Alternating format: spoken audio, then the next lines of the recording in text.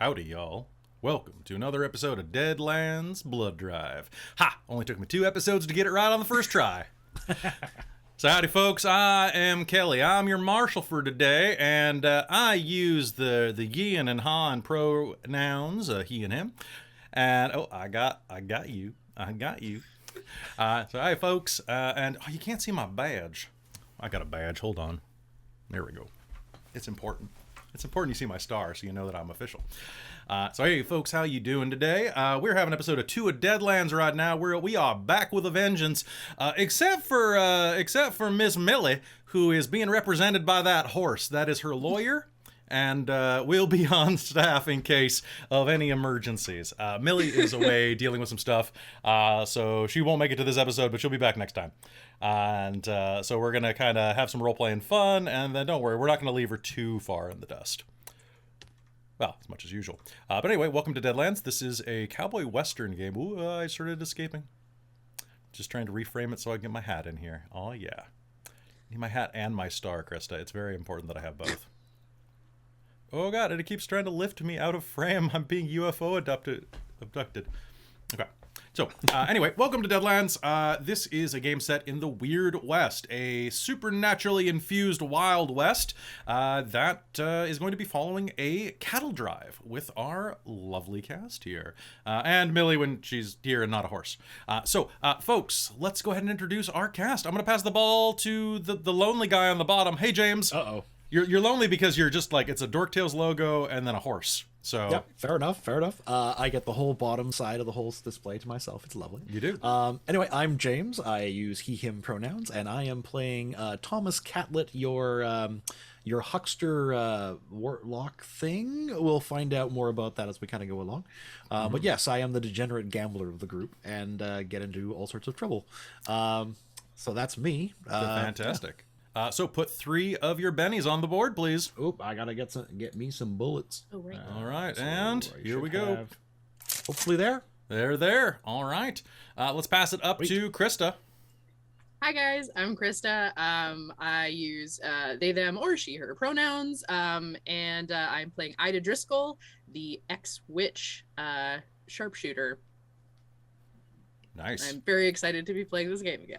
We're very excited to have you back. Let's put your bennies on the board. Ready? Right. Hang on, I got it. Too many mice. Too many mice. Oh, not that many. Oh no, but down arrow. There we go. There Figured it out. Should be 3. All right. You made the thing go shoot twice. All right, and finally, hey Mike, how's it going? Hey everyone, it's me, Michael, Dork Tales resident graphic designer, going with he, him, and today I'm playing Trenton Skinner. I noticed something really weird. All of our characters have like double letters in their names, and the one person who you think would have double letters, the Marshal, doesn't. It's like, wait a second. Weird. So weird. Wait, is Marshal not a double L when it's used in a title? No, it's a name. So that's so funny. Double L is the name, and Marshal, 1 L is the... Yeah, if I was Marshal Mathers, that'd be different. Yeah. Oh, and I gotta tell everyone my joke, because I told everyone else the joke. It's important. So, Kelly bought me some beer a while ago for doing some designs, and I'm having one called Snake Island, and I am literally drinking it in a boot. So, there's a snake in my boot. Cheers, y'all. It's also extra funny because you're Canadian, so, it's a boot. Oh, I see what you did there. No, you didn't. But you will after the laser eyes. Oh, I guess I better go and put some bennies on the board. It's true. And some bennies on the board. There we go. All right. And finally, let's say hello to Millie. All right. That was what I did just now. I can't hear that. I know you can't hear the sound effect, but the chat, trust me, it was funny. And I guess I should probably, let's see, I am a Marshal, so I get 1 per player of my bennies, so let's hear that. And also +1 because Mike took something very nice. So I'm at 4 for this episode. Yeah, nice for you. It's nice. It's great for me. What are you talking about? I'm sorry, I forgot Millie isn't here. Hootenanny. Hootenanny. Ready, everybody? Hootenanny. All right, so folks, welcome. This is, and I did find You can't see it because it's green, but I found my bear gun. But it's glitching so that it's more like a remixed bear gun. Well, hold on. You just have to smack it a few times. It's got a good beat, but you can't dance to it. You broke Christa. Christa, you've seen the bear gun before, right? I have, but I forgot about it, and the remix bear gun did it. So, yeah, this thing is the best dollar store purchase of my life, folks. We don't want to go into that saloon. It's full of cougars. Oh man. I'm just imagining when the battery gets really low and it starts doing the Furby thing. Oh god, let's not talk about Furby things until next Saturday. No. Oh yeah, exactly. So folks, we don't really have any announcements before game today, except that we love you very much, and we are having a bunch of really cool stuff we'll talk about if we have a break today. Today's episode is going to be a little bit shorter, but if you're joining us for the first time, don't worry. You can find episode 0, which is where you get to meet our characters and just kind of learn more about us as players and the Marshal, I guess. And episode 1 are over on youtube.com/dorktales. You should go watch them there right now, unless you're watching them there right now, in which case... Are you watching on 2 windows? Because I just made a logic error there. But, and I will say, there's one thing. Y'all don't have a secret lab chair, which normally is a good thing to have one of these, but it's right at hat level. Yeah. So I keep... Just goes... Whoop. Yeah, it keeps booping me in the back of the head. Yeah, try turning me on and off again, Fakeaster. You know what? Let's rephrase that and move along. Nope. Leave it in. Leave it in. Okay. So, folks, this is episode 2 of Deadlands Blood Drive, and I'm very excited to say that my copy of Deadlands Blood Drive finally arrived. So I have a hard copy now. Yay. So apparently the Kickstarter email did not make it to me. So the whole confirm your address thing. So I finally emailed them and I was like, hey, is this ever coming? And they're like, dude, it came like 2 months ago. Yeah, like I've had mine. Your hard copy? Yeah, like we just did the rule. Yep, like Of Blood Drive specifically. Oh, not a blood drive. Of the module. So we're using Deadlands: The Weird West, which is a pretty good system actually so far, and I really like this edition of it. It also came with some cards, which I will almost break my monitor with. But hey, all right, so folks, we're going to be starting game right now. Thank you very much for tuning in. We're going to have a lot of fun today, and we hope you do too. Last time on Blood Drive. Thunder, lightning, very, very frightening. Y'all traveled to the small town of Sutter's Flats. It's the 4 of you, Ida Driscoll, Trenton Skinner, Thomas Catlett, and the odd one, Frida Heckmann. On your journey, you traveled down there because near the Mexican border you were apprehending a pair of horse thieves. Which you did, actually, with great aplomb. Well, you retrieved the horses, and you retrieved one of the 2 men. The other one was dragged off post-mortem by a strange woman in a kind of like a slightly mariachi outfit with skull face paint. Dragged him across over into well, actually, you don't know, because it was one of those things where the wind blew and then she was gone after you agreed to it. Finding that you had made a deal at the crossroads, you all got spooked and decided to head to Sutter's Flats to get your money, which you did. You got paid, and immediately got into a little bit of trouble because of Trenton's backstory, which has yet to be revealed. Someone tried to pick a fight with him at a bar, and you met a pair of individuals named Bill Sutter and his niece, Abigail, or Abby, as it was. Now, Bill and Abby own a ranch called, did you guys write it down? I did, but I'm trying to find my notes. In the wrong window. I believe in you. Thomas writes down nothing. It's not his style. Oh wait, no, I wrote it in a physical book. You fool, Christa. I don't have those notes. You don't have the notes on you? I can't remember what it's called. I'm sorry. This is worse. Do 'Cause you now remember what it's called? Do I remember what it's called? Do I used the PDF last time, so yeah, of course I do. Of course I do. So the well, you know, at his ranch, dodge. Okay. So, God damn it, how do I not remember? This is the one thing. It was like a month ago. It was a month ago. Oh, the Lazy S. That's right. It was the Lazy S. Oh yeah. Sorry, I kept thinking it was the Good Night because the name of this adventure is Bad Times on the Good Night,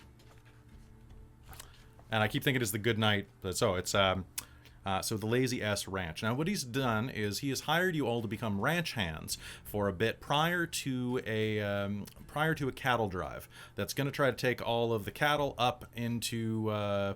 Probably Kansas City or Tulsa, somewhere where you can actually sell them and make a good price per head.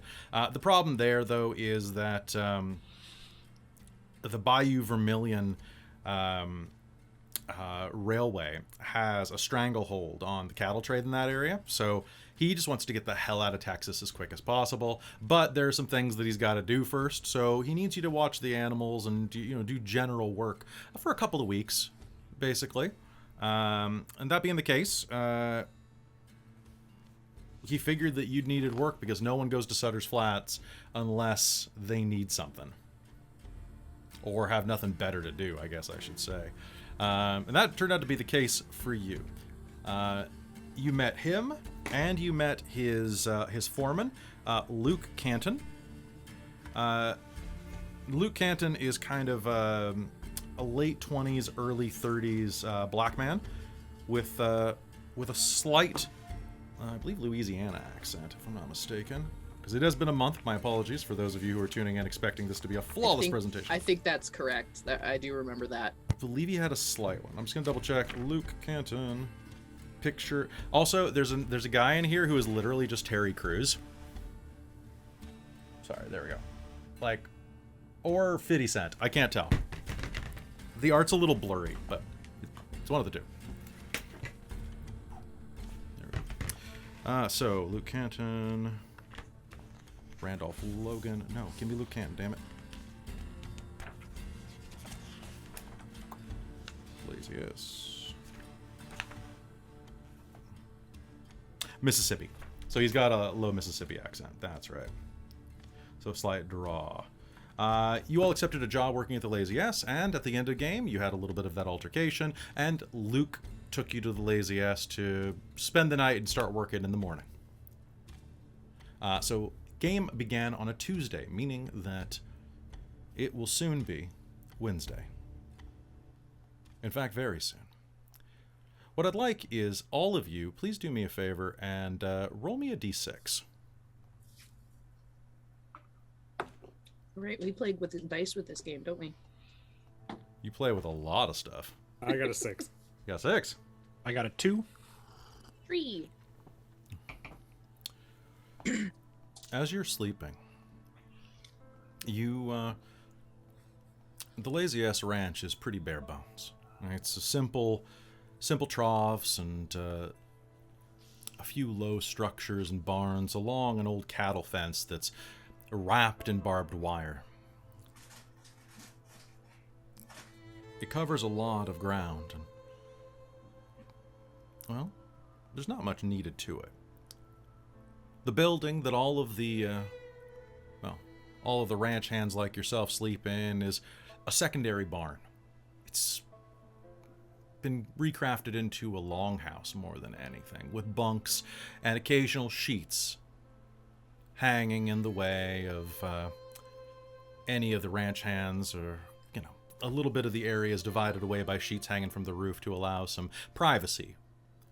There's a lot of women folk working here as well as men folk, and a little bit of privacy is respectable. But privacy is expensive, so the sheet's the best you're going to get. Of course, it's also right next to the door to the latrine, which, latrine, a simple wooden outhouse with a pit beneath it, waits out the back door. A moon is carved into the dark, weather-worn wood. And because you all are the last ones to grab bunks in there, you all get a place, the last 3 spots, right next to the door to the outhouse. Now, it's got about 15 feet of old brush and dirt before you step into it. But in the middle of the night, when someone needs to make water or drop a deuce, that is where they're stumbling through. Stumbling up, bumping into your bed, crawling over your boots.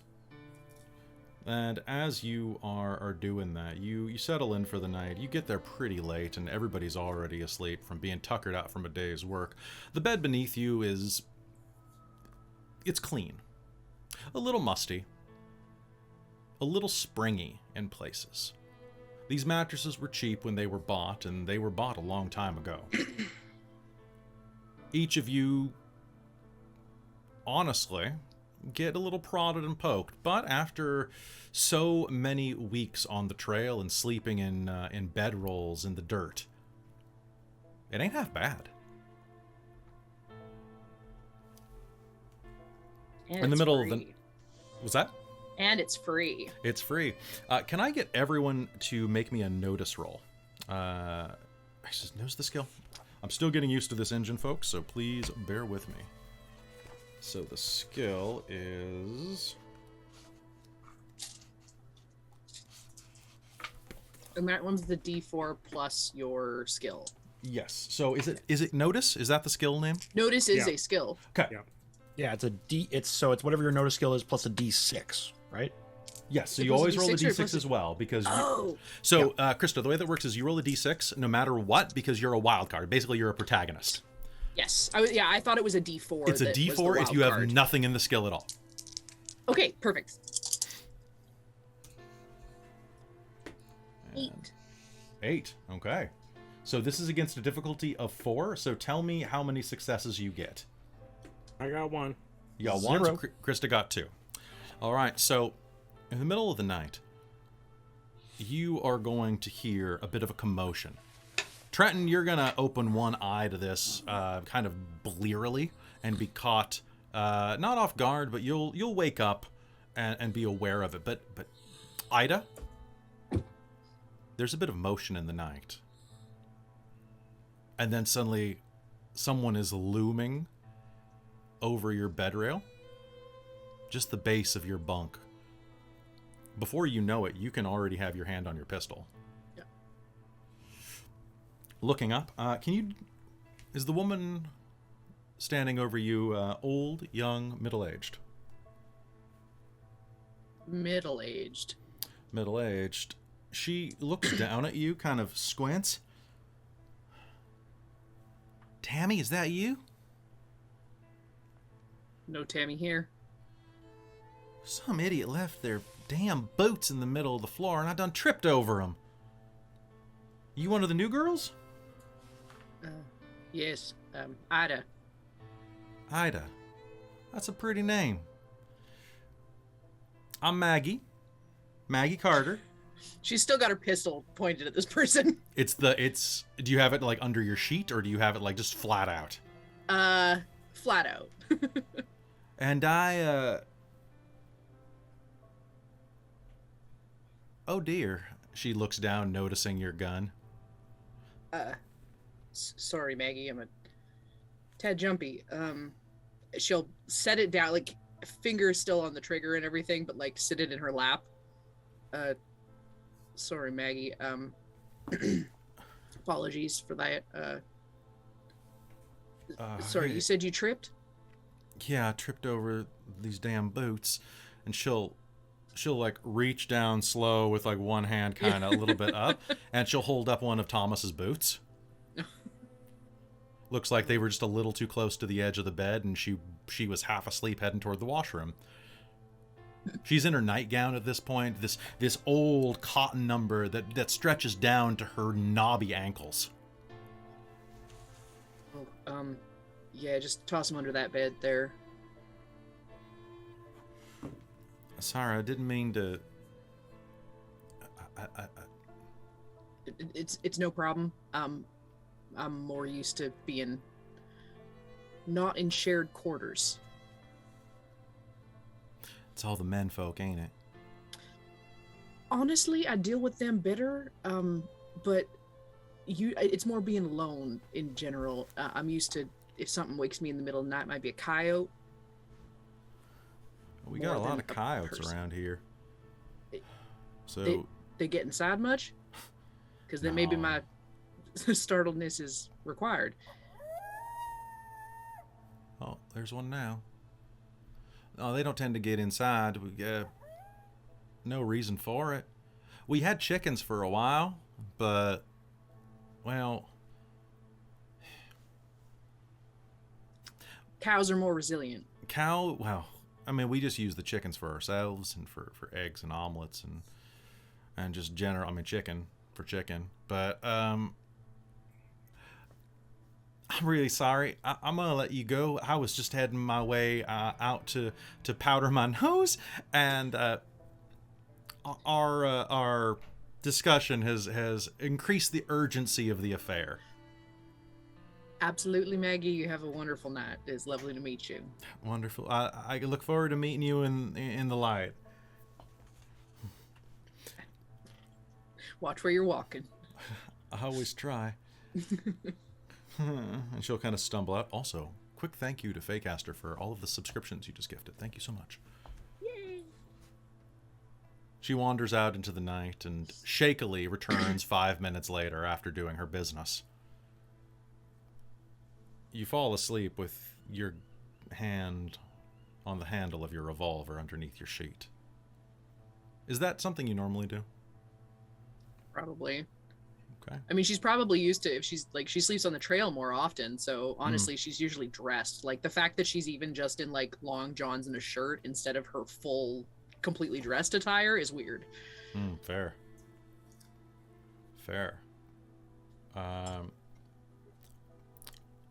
Trenton, are you saying anything since you were right there? Nope, not saying a word. Just pulling my hat back down over my eyes and sticking the knife I have my hand on back under my pillow. Okay. We're all such trusting folk. The night passes smoothly for most of you. But Trenton, as you nod off, you'll start to hear something. You were just in that state right before you were about to go under. You know, that moment where you start to feel a little weightless before you're jerked back to consciousness. And then you hear it. The sound of boots and spurs. The back door creaks open. The one toward the loo. And confident footfalls creak across the old wood.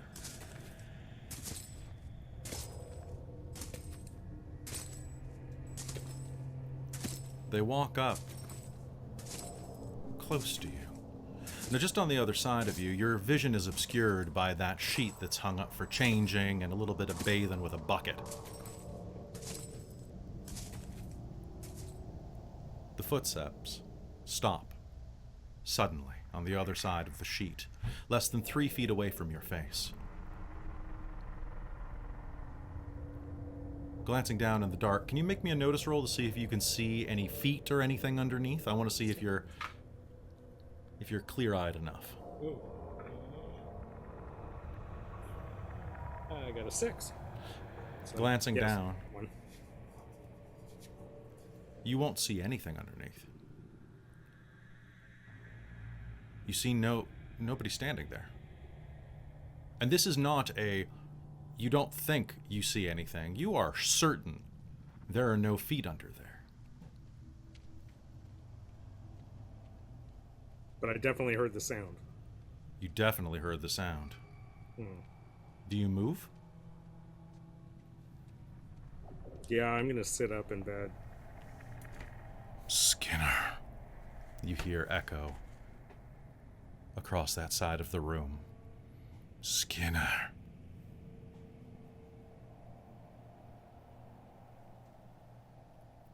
And as you sit up, you'll see the sheet begin to undulate slightly as if someone is leaning against it. And then the wind will change as one of the gaps in the boards will push at the sheet, as it's been doing all night, going in and out, fluffing like a sail.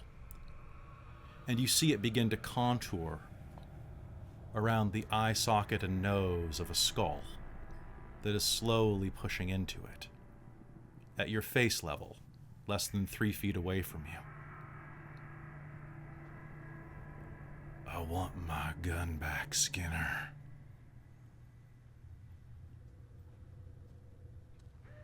You can't run. What do you do? I will go and start putting my boots on. Trying to ignore the voice. Okay. Sliding out of bed, you'll reach down and you'll reach for your boots. As you do, you'll manage to grab them, but they're full of water. As you slip them on, there's a splosh. And then the smell hits you. You're the only bunk in this room. In fact, the walls of this cabin are completely gone. It's a black expanse with starlight twinkling overhead in black and white. And the ground is flooded.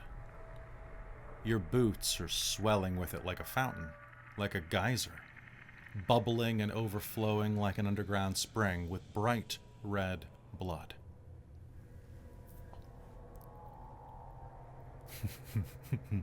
The voice echoes. You not filled your boots yet?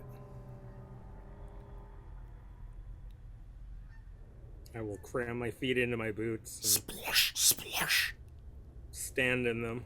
Like, there ain't no river deep enough for me.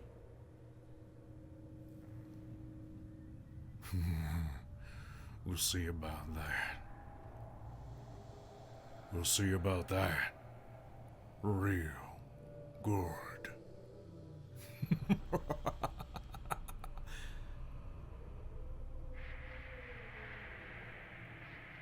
Be seeing you, partner.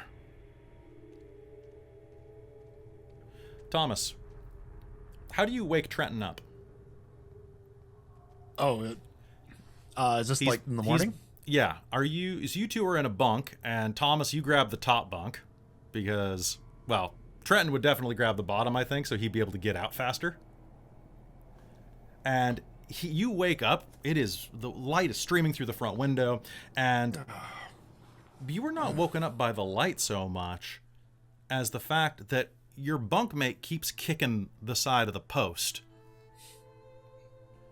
He's murmuring slightly in his sleep and keeps doing that like he's trying to get out of bed, but he's facing the wrong way, and he keeps like slamming his heel into the side of one of the bunk posts.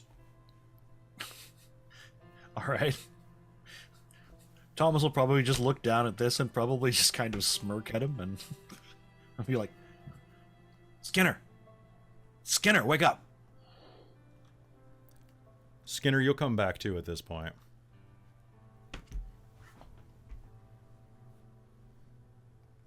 I'm awake. What do you want?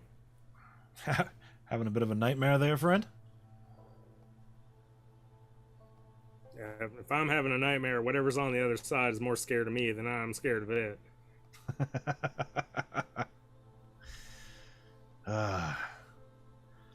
Hey, move over. I gotta go get out and go make water. Kick my legs over. All right, so you climb down, go out, enjoy yourself in the outhouse. After a night of drinking, you're surprised that you didn't have to get up a time in the middle of the night already. So this is very comfortable. Oh, I got practice. Now, looking up at the sky, it's probably about 6, maybe 7 o'clock in the morning right now. The horizon is bright red, glowing in the distance. But already around you, people are working.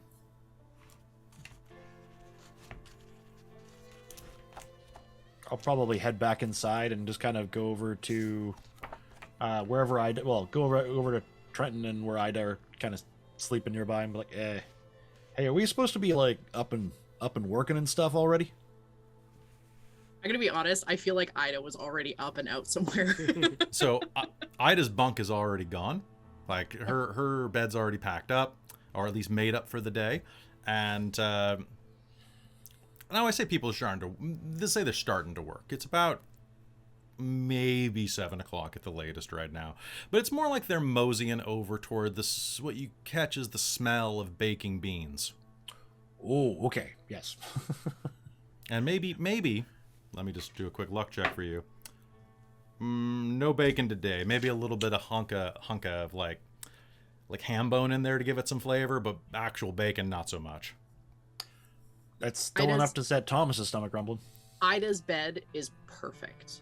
Like every corner Ida's is perfect. tucked in. It's just the bed is just everything is immaculate and like doesn't even look like someone's been there. Thomas will just leave his disheveled. That is not unheard of in this bunkhouse. But he'll make himself look pretty good before he heads out. But he's gonna head straight for that tent. Sounds good. So there's a little cook tent outside of the main house there. And as you approach, Ida, you're already in line waiting for some slop. And Maggie's there. Her little spectacles perched on the tip of her nose, and she's pushing about 45 maybe. So she's getting on the gray side of things. Normally she would have rather kind of like curly red hair, but a lot of the shock has gone out of it, kind of turning it to gray and kind of an auburny brown. The color's muting with age. She's a thick-set woman, about middling height, and kind of a bit of a squint to her even when she has her glasses on. Very needle-nosed. And right now she is just apologizing for waking you up. I'm really sorry about that. I didn't know I didn't know that anybody else was coming there tonight. I heard that people were going to be coming to join us up and fill out our contingent, but I didn't realize it was going to be that night. And I had a. No, Maggie, there is really nothing to apologize. Mr. Catlett should have kept his boots in order. That is not your fault at all. Like I said, I'm a little jumpy, so my apologies for drawing my firearm on you. You did what now? You had a gun drawn on you last night. The man in front of you in line at the cook station will turn around. He's maybe 30. Big, thick jaw on this one. He'd be handsome if he wasn't slightly. He's a little bit cross-eyed, but he'd be handsome if. Well, what's making him not handsome? I'm gonna put this in Christa's hand. He looks like he's had something happen to him, like he fell off a horse or got kicked, and he's got like some pretty bad like. He's got his nose is kind of bent around a bit. Yeah. His one eye is like shut a little bit more than the other. Okay, so he's got a little bit of that Stallone look to him. Yeah, exactly. It's been all right. Hit one too many times with the snake. And broken nose and squinty. Cross-eyed. That's probably what happened. He probably got kicked by a horse and it knocked his eyes cross. He looks over at you. Besides that, honestly, he looks like Gaston. Like big barrel chest on this guy. Real like if in the dark he'd be a good man to have with you. We'll just put it that way. You had a gun pulled on you by this one. Well, little lady. That is. Did you bring your gun with you? It's on her hip. She didn't bring her rifle, which normally she has with her, but she left that in the bed. That's a hell of a gun. Thank you. Ida Driscoll. Ashley Lott, nice to meet you. Nice to meet you, Mr. Lott. Ms. Driscoll.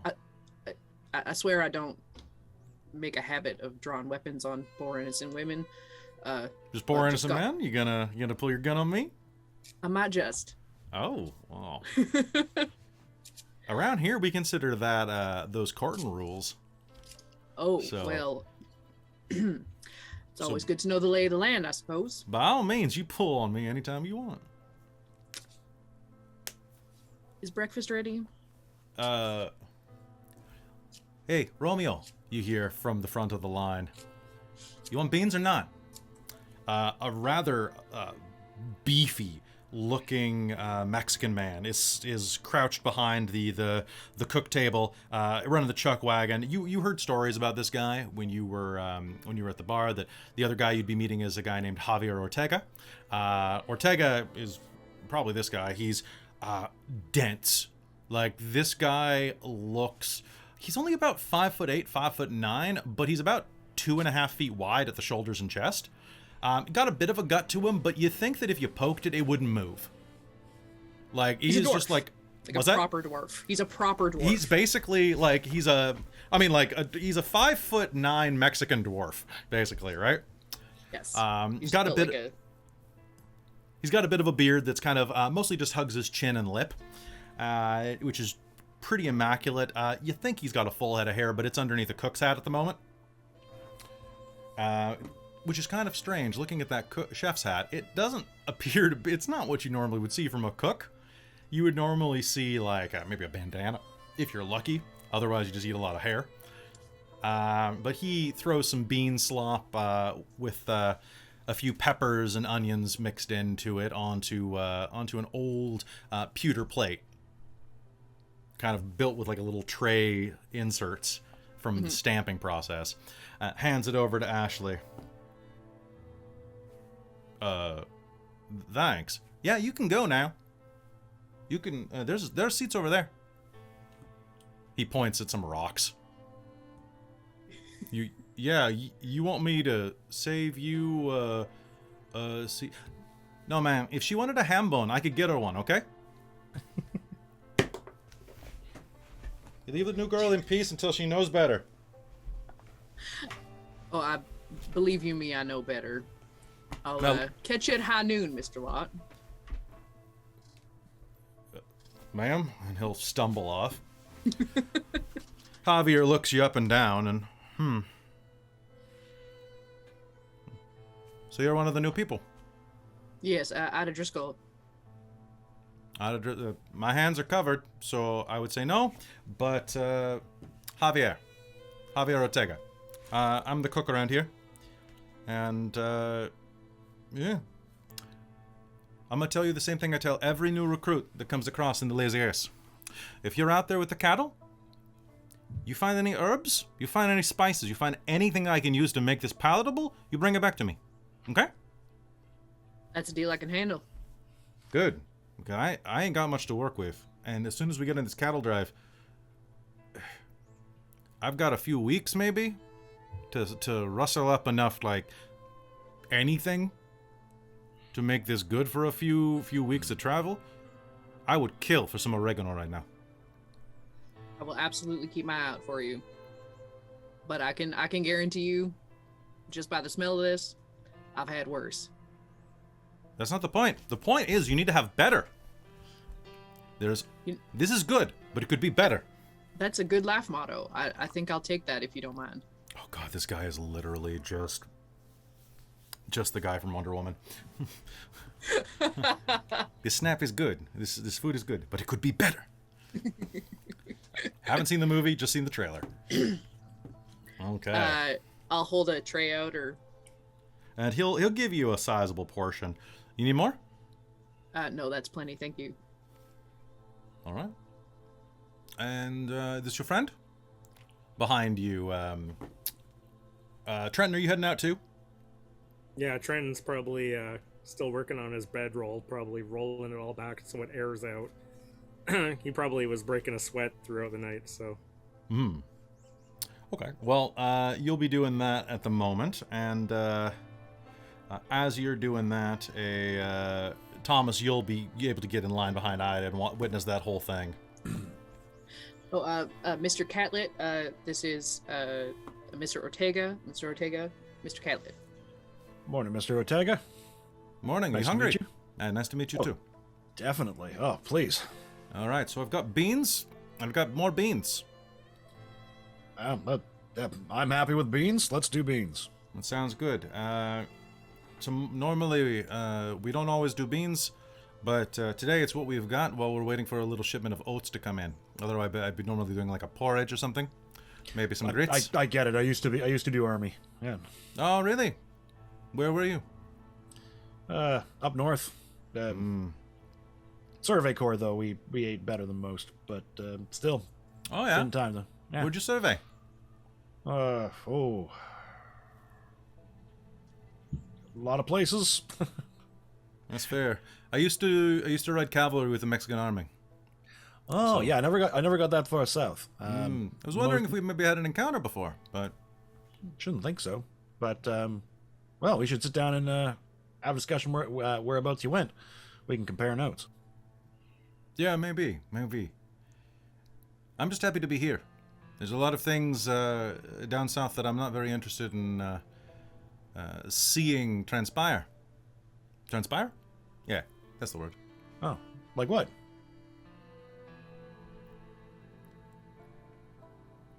Well, you know,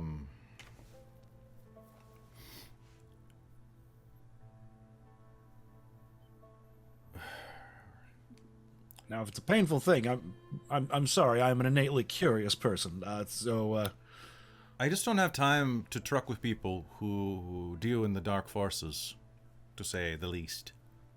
I'm a man of God. Ida's hat tilts down just a little bit.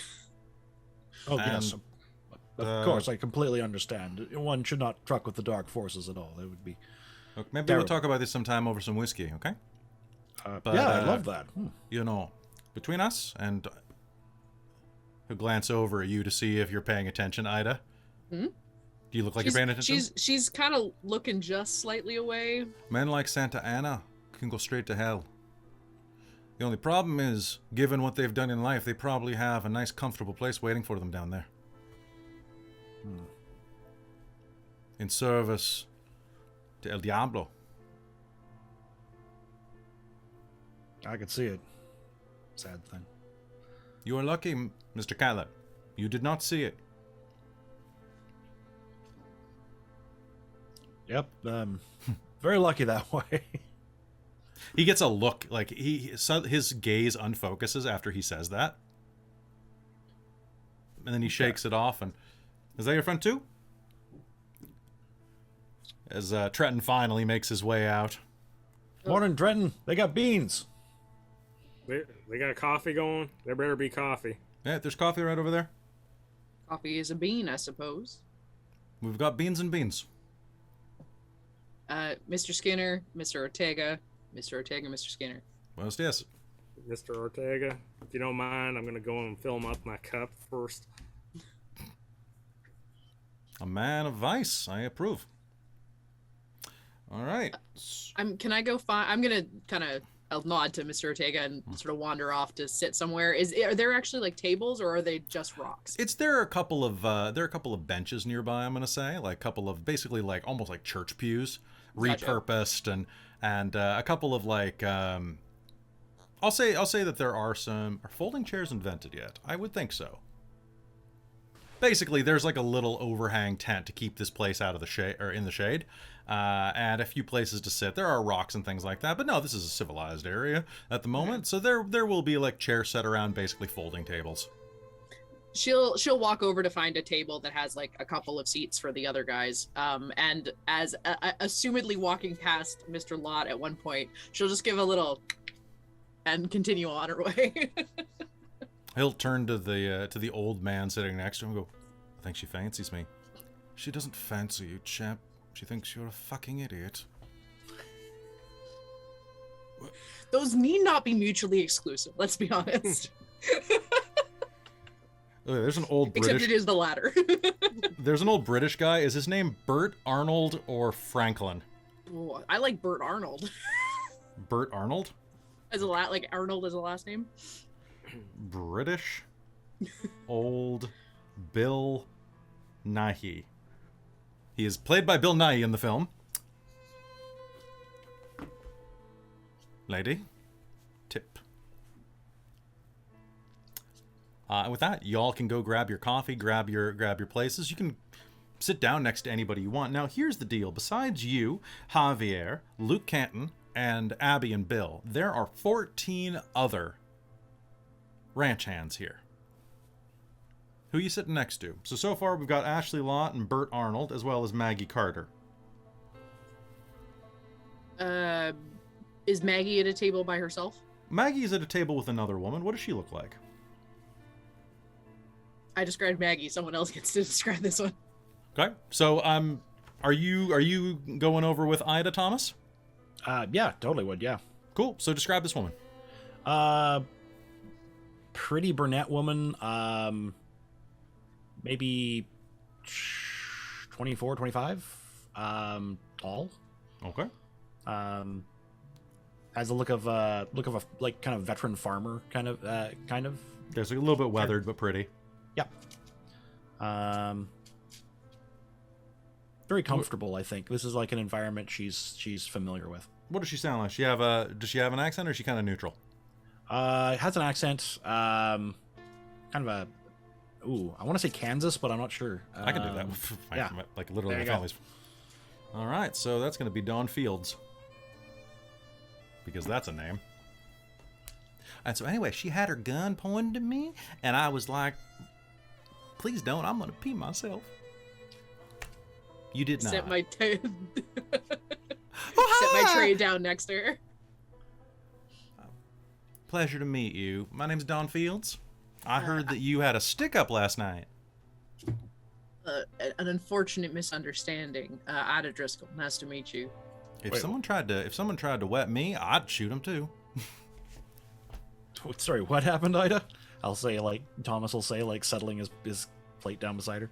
Well, someone left their boots out from under their bed, and poor Miss Maggie here tripped over them and startled me.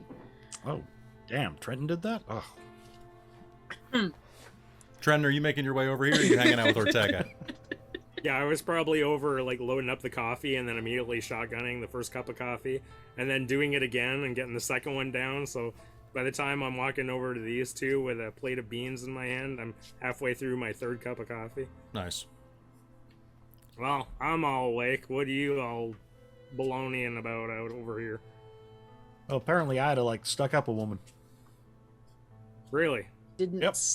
She startled me, and as I explained, I'm used to being on a trail where if you get startled in the middle of the night, it's usually a wild animal, not Ida, coworker. I'm only jesting you, okay? Like, Trenton will look over at Thomas. Oh, I got startled. I'll use that the next time I stick somebody up. That'll be funny. Oh, you startled me. Give me all your money. You won't believe it, it works. Although, you might have to be a woman for that to work. Helps when they think you're dumb. Don't it just? Don't it just? Trenton will look at his coffee cup and consider he probably has to finish the third cup of coffee before he understands the joke. Yes, yeah, probably. So, Dawn, how long have you been around here? Working the lazy ass about a year probably. You know, made my way down from El Paso. I'm originally from near Dodge. Actually came down on a cattle drive and just kind of fell in love with the environment. And lazy ass offered me a bit of money, and well, seemed like a place to stay for a bit.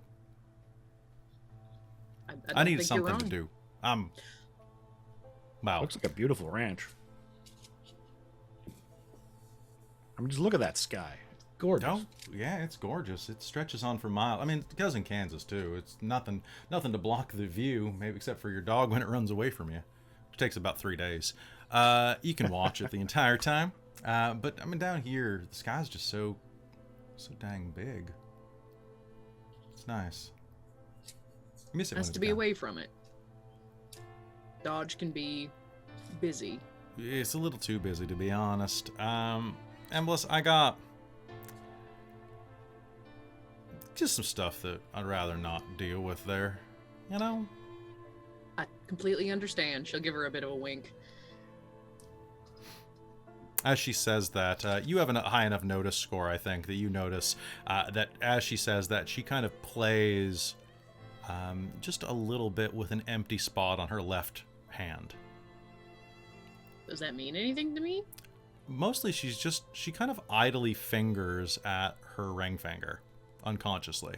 Ah, that There's nothing kind of there, thing. but you can see that there is not even much of a tan line at this point, because it's been about a year, but definitely just, she kind of is rubbing it absent-mindedly. Yeah. Ida will notice, but not mention it.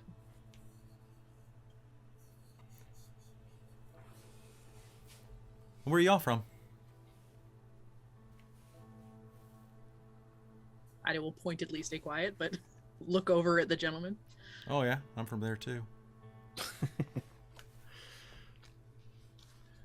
Well, I'm from back east, down through Boston. Took a time in New York, and, all across the north, I suppose you could say.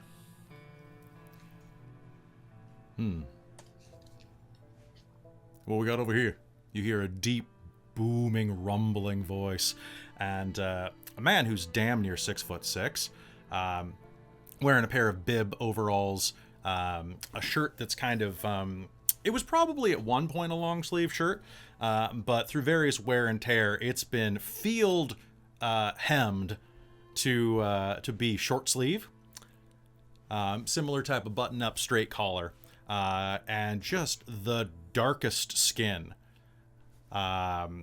Shaved head. He's basically Michael Clark Duncan. I'm not gonna lie here. He's basically Michael Clark Duncan, because I gotta put that guy in everything. Leans over, grabs a seat next to you, and as he does, he sits on part of the bench. And Trenton, are you sitting down on the bench? Yeah. You're gonna lift up a bit on your side of it as he sits down. Kind of bows in the middle. Yeah, it definitely bows in the middle. The bench protests at his weight. How y'all doing? Y'all from the north? Whereabouts? Wyoming? I don't know American geography very well. You're not from Wyoming. I was gonna say. Well, no, I was trying to think of like what's north, and I was like, no, Kansas isn't north. Kansas is north of Texas. It's north of Texas, but would it count as like being from the north? No, from the Okay. north. If you're speaking from the north in this context, you would probably be saying it would be mostly like Illinois to the right. So Illinois, Indiana, New England, Right. that kind of thing. And then maybe like a couple of things below New England technically count as north, but Depends on who you ask. it depends. Like, it's one of the Virginias technically. Well, in the Civil War, one of the Virginias counted as north. Yes. And West Virginia, wasn't it? oh, don't make me do this. I think I only know from the map. I'm American, and pretty West sure. Virginia always messes me up because West Virginia is technically north of Virginia yeah. because it's to the left and it's Yeah. cut weird. Yes. So My just, McElroy knowledge tells me it's West Virginia, but that's all I know about it. you know what? If I know they've mentioned it before. someone drops some subs right now, and I'll throw one of the McElroys in as one of the ranch hands. You can pick your favorite McElroy, including Sydney. I'll throw Sydney in. Oh yeah. You can have a camp medic. Can I have a Smurl instead? Can I have Taylor? I don't know Taylor well enough to do that. Unfortunately, I wasn't enough of that. But but keep it in mind, folks. Keep it in mind. Well, I'm from Kansas myself, but so not north. I was north of here. You know, that's a fair point. Oh, damn it. Okay, which one do you want? Which one do you want, Sylvester Slays? Mike did it himself. You can't drop a gauntlet like that and not have me pick it up. Which McElroy do you want? I don't know, the pretty one. Oh, and that's fighting words. Yeah, Technically, I that know. would be said, but I would say. Well, I don't know. do you Teresa's want one of the pretty three gorgeous. brothers, or do you, or the dad? I love or- Clint. Just Clint McElroy. Hi, folks. I'm your camp radio announcer. Or do you want? Kind of tempted to go with Clint just because the name, really. So Clint's an old. Clint's like basically a grandfatherly like radio announcer type. There's also Justin's wife Sydney, who is like a very like witty, intelligent like doctor. She's very good. She's pretty rad, but like So yeah, pick which one of these you want. I gotta go with Clint. You gotta go with Clint? Who is also known by Mac, may I say? Which So is his name's gonna be good name. Mac. There you go. And Mac Clinton. There you go. Ooh. Can I have the Bill Clinton accent? Oh god. He's gotta be West Virginian. You gotta be West Virginia. We'll see how this goes. Someone will end up with a Bill Clinton accent. Yeah. Well, hi folks. There's a lot of people here. Hi folks. How are you all doing over here? Yo, that's not quite West Virginia. There we go, West Virginia. Now I just gotta take this and I gotta get it to Clint's tone. Well, hi y'all. How's it going over here? There you go. A rather broad-faced, kind of middling height man with a just very slight paunch from just coming on with age is gonna sit down next to you, look at your beans. You gonna finish that? I'll give dagger eyes. You plan on putting your hand near this plate? Because I might be getting a little extra meat on my diet if you stick your fingers in this direction. Is he flirting with me? A little bit. Oh. What? I have to say I'm flattered, but I do have I've got a wife and 3 boys, so I don't think I'm interested. It's probably for the best. Mac Clinton, pleasure to meet you. Out of Driscoll. Oh, Northerners. I can speak Northern if I want to. See? You do a wonderful job. That's quite impressive. It's not a problem at all. I used to do all sorts of theater when I was traveling around in my youth. Perhaps you have to put on a show for us. Perhaps that could be a lot of fun. So, Thomas sorry, Catlett. Catlett, sorry. I didn't mean to interrupt the discussion that was happening right now. Please, continue, y'all. Theater can speak Northerner. Okay. What exactly were we talking about? Fort Worth. What, Texas? Yeah, that's where I'm from. We were talking about where we're all Oh, all right. Fort Worth's pretty good. Not a bad place. from. Yeah, it's worthwhile. I'm from Tennessee myself. Says the huge man. Homer, by the way. Homer King. We're king. Homer King.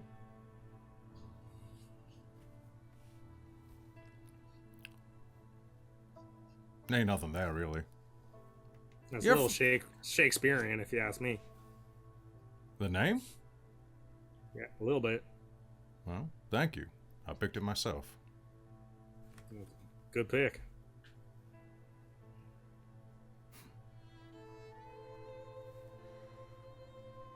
Well, we should taking notes? probably. See, I always forget that you're from Tennessee. You're from Tennessee because I'm right across the way. Surprised we didn't run into each other sooner. I ain't got no reason to go to West Virginia. Fair enough. Fair enough. Does anyone? Does anyone? Some beautiful waterfalls in West Virginia. She knows her stuff. You are a very clever woman. Are you...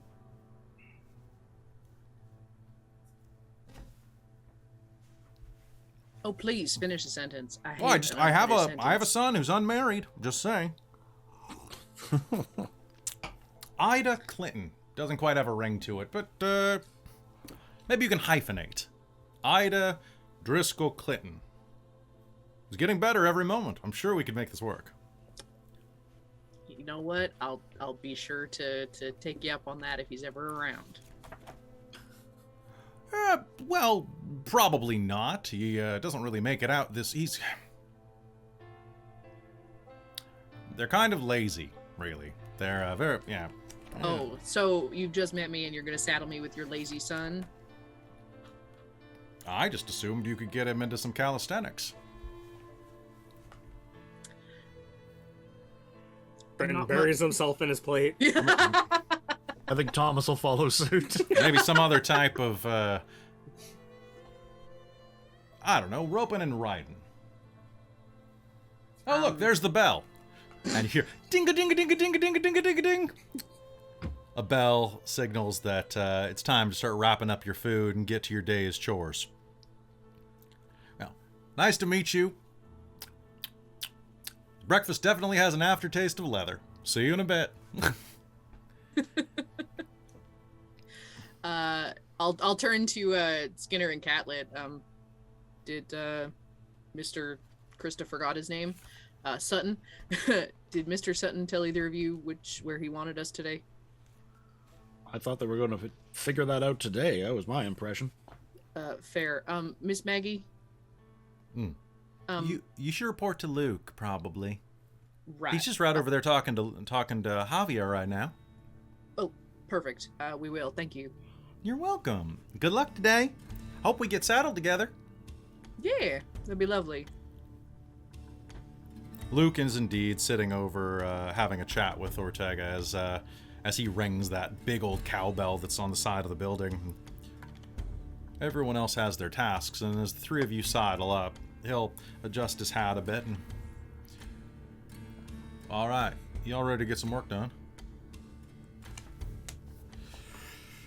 All right. Well, I remember a bit of our conversation last night and some of your skills. And Bill's already got your girl, Frida, working over on one of the well pumps. Apparently, An earlier riser than me. Wow. Yeah. Yeah, she's an odd one, but I'm sure we can find something for the rest of you as well. Let me think about this. So, give me a favor. Everybody here, roll me a d10. D10. Catlett found the bard cat. A 10. Okay. I got a 1. Okay. Both sides. I got a 2. You got The 2? extremes. Yeah. All right. Well, All right. I got some chores for you today. So what I'd like you to do, Thomas, you good with animals? Passably good. Great. He's And literally got a cat on his shoulder. you found Boots. Oh, is that his name? Yeah. He's very aggressive. Yeah, he tends to hang around a lot of the menfolk who tend to leave us in one way or another. Yeah, That's man, an that odd way cat's to put bad it. luck, says Javier from where he's cleaning up his pot. That's Death's cat, man.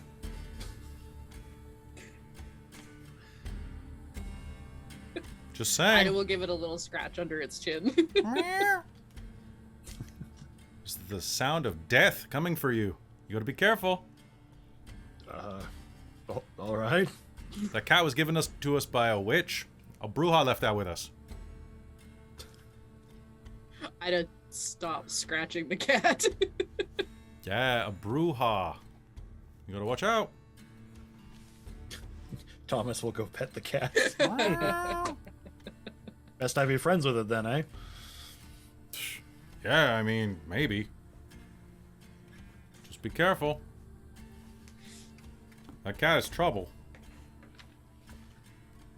Well, as it were, you're gonna have a bit of an exciting morning today. You've never worked on any type of ranch before, right, Mr. Catlett? That is unfortunately correct, although I am very willing to learn. Great. Well, we got something for you then.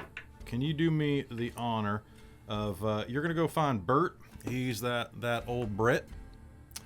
All right. He'll take you out. You're gonna go brand steers today. It's a nice way to start learning about how a ranch functions. All right then. All right, Bert will take you out. Spend some time with him. He's a good old guy. Now you, Mr. Skinner, you have worked drives and ranching before. Yes, sir. So what I want you to do is I want you to go grab a horse.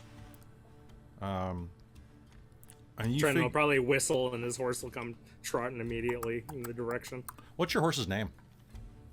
Oh crap! I had it written down at some point. Damn straight. By the way, that thing that I said before game that I was going to have you do on the fly, it's naming horses. So be prepared. Tempest. Tempest the horse. All right. So, oh, you brought your own horse already. That's nice. I want you to ride around and round up any sick or wounded animals and decide what we need to do with them. I'll put that judgment on you, but if we gotta slaughter them, bring them back to the house, and Javier will take care of it. Yes, sir. All right. That should be piece of cake. All right, Ida. Well, look, if I may say so, and I want to say this with a gentle disposition, with no implication.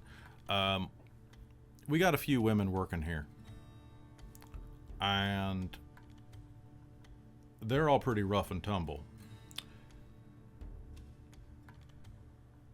Well, everybody knows everybody around here, and I think that your skills, you seem like a person who can actually convince people to get along.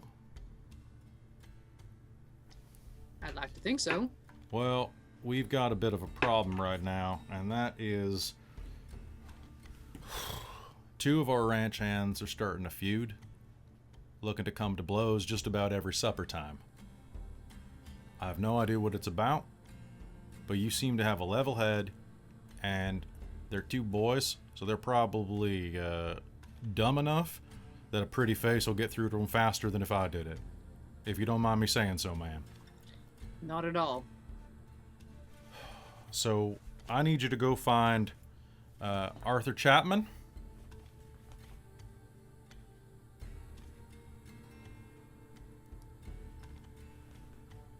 And let's see, what's the other guy? That's going to be... Yes, I'm using a generator for this. All right. Ted? Franklin. We already got Teddy in another game. I don't right. want to confuse it. So we'll say... How about Ollie? There you go. Ollie Franklin? Sure. Okay, can I ask... what's Ollie's deal? What's he like? Trenton, you haven't described anyone yet.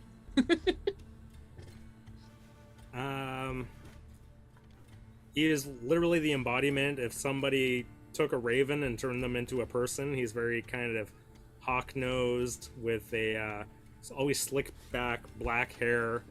He's got really dark eyes that never seem to blink. They're always just kind of looking at everything, eyes darting around everywhere. Big guy? Thin guy? Long-limbed. Yeah, he's average build, but he's got like really long limbs, so in a fight he'd have like really long reach to him. Okay, and what's he like? Where's he from? He's probably from like somewhere like Montana. Oh, so he's very far away. Okay. Yeah. Cool. He Kind kind of of starts fights and then has to run away. yeah, it kind of seems a little fish out of water. Okay, picks fights. Got ya. All right, and what about Arthur Chapman? Arthur is When I hear Arthur Chapman, I think son of a bitch. yeah, I was gonna say he's like real like young and very hot-headed and like takes everything as a personal slight. So I'm saying, is Ollie jokey? Is Ollie like so Ollie's the type of guy who can't let a wound stay unpoked type of thing? That sounds about right. The type of guy that like will pick on any slight at all, who's always looking for something, And then is confused why people get mad. Like, oh, I don't know what you're talking about. Why are you mad, bro? Why are you mad? Why are you mad? Okay, so Ollie's a Kyle. Got ya. Or maybe Arthur's a child. Okay, so son of a bitch, hot-headed, white dude? Yeah. Okay, and I guess he's from... He's a little pretty, but knows it. Vane. Okay. Sounds good. And then, sounds good. Sounds good. Okay. So he'll give you a rough description of, you need to find Ollie. You need to find Ollie. Tall guy, black hair, a little too long. Don't blink too much. And Art Chapman. Chapman's, well, you'll know him when you see him. He's a big burly type. Pretty well groomed. Can I ask, do you know what happened? I know Ollie's a bit of a... He takes a moment to compose himself and find the right thing for a foreman to say on this subject. Ollie has a sense of humor that does not play well with others at times. He thinks he's funnier than he is. And Art is a hell of a rancher and a decent fella, but his skin's about as thin as the top layer on a particularly cool soup. Understood. Besides that, we got a couple of others around here that might meet up with you, but y'all can get to work, and good luck.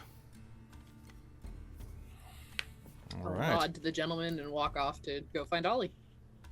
Okay. So, all three of you roll me a d6. We'll just play in order. That's 5 for me. 3 for me. 5 for you. No. So, 5 for Thomas? Yep. So, Thomas, you're going to go out there and actually meet up with Bird Arnold. And you'll have a pretty good time with him, actually. Like, he's a bit of a prick, but in kind of a funny way. You get the feeling he's the type of guy that talks about anybody but the guy in front of him at the moment, but he isn't afraid to talk about them. Like, if they're in earshot, he'll still do it, but he's only aiming at people outside of 5-foot range. Okay. By the way, can you look at that waste of... Honestly, that one right there, Mr. Ilott, I wouldn't pay $5 for him if he was on fire to keep his boots. It's just, honestly, what a walking turd. Anyway, enough about me. You're from back east. Back east, that's right. I see. What about Spain? Italy? China? No. Massachusetts. Ah, yes, next to China, of course. Well, it's good to meet another man of culture. Everyone else out here has one of those stupid American accents. I mean, you have a stupid American accent too, but it's far less stupid than the rest of them. I'll take that as a compliment, I suppose. You should. There's no tenor to your voice. At all. It's flat, but you know what? At least it's not, I don't know, sounding like a drunk South African. Oh, howdy this and howdy that. Fucking howdy. Anyway, you put the brand in the fireplace. Well, the fire pit. Alright, that's good. You see, and you let it get nice and hot. And then do me a favor. Sure. Can you make me a... Ooh, let me just check the stats real quick to make sure I'm asking for the right thing. Can you make me a... This is going to be a smarts roll. Ooh, a smart survival roll would work. Now with that, do I just roll survival or do I roll smarts? So you roll survival. Okay. I think that would work. Yeah. Yep. All right. If I could get a copy of the sheet, that'd be great. I've got 1 success. 1 success. So the trick is that you need to make sure that it gets piping hot right now. Oh, right now. You should probably grab it right now. And as you go to grab it, you realize that he hasn't passed you the gloves. and it's a big length of metal, so even if the tip of that is not hot, the handle's likely to be pretty damn hot. Ah! Clever boy. You forgot this. I'll reach for the glove. Good. It's basically like a double-sided leather oven mitt. Okay. And as you grab it, into the side of the leather. You would have probably had a hot hand for a good day or two. You wouldn't have been branded from that side of this because there is some diffusion up the shaft. But, well. And then what you do, my friend, is you grab onto one of the steer. Hello, how's it going, Heffy? And you see the horns right here. You stay the fuck away from them. And you find that nice little... I mean, look at Bill over there. And he points at one of the bigger steer around. Okay.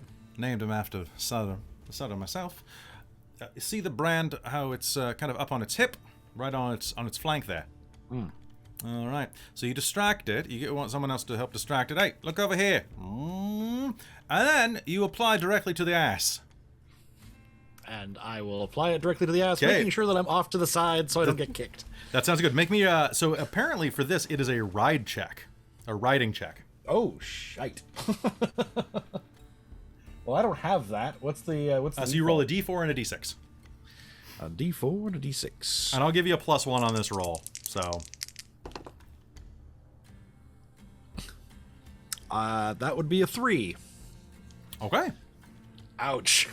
You want to spend a Benny? Yeah, totally. Let's spend a Benny. That gives me a reroll, right?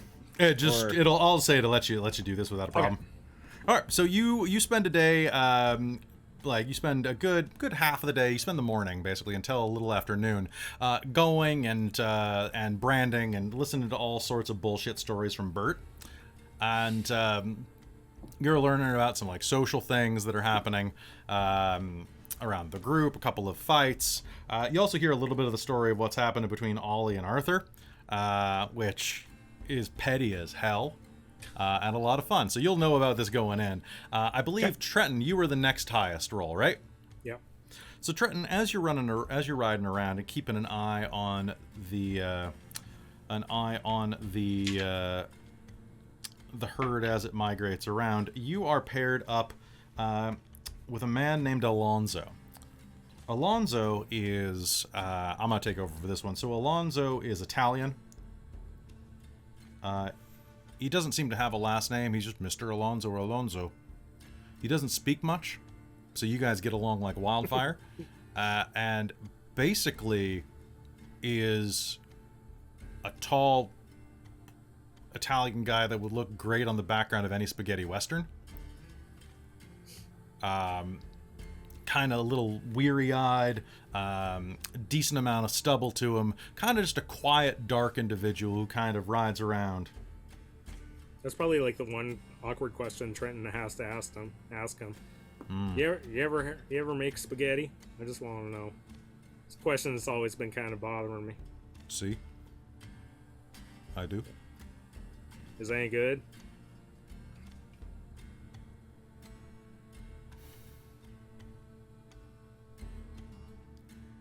You make mayonnaise? I guess I could. If I had to, push come to shove. I don't know what you fucking Americans make. Beans? Quiche? That's what we tend to eat a lot of. You ever eat a really good steak? Yeah. I've eaten a good steak. I'll tell you what. I'll make you the best steak you've ever had in your life if you make me a plate of spaghetti. And we can be best friends forever. And that's the end of the story.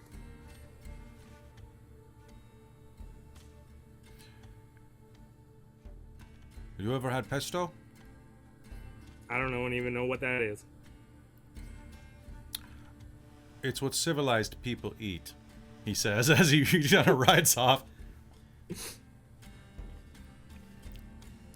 So I want you to make me a ride check. Just actually, pardon me. Ooh. So as you are going around, I want you to make me an athletics roll. Athletics. Yeah. Okay.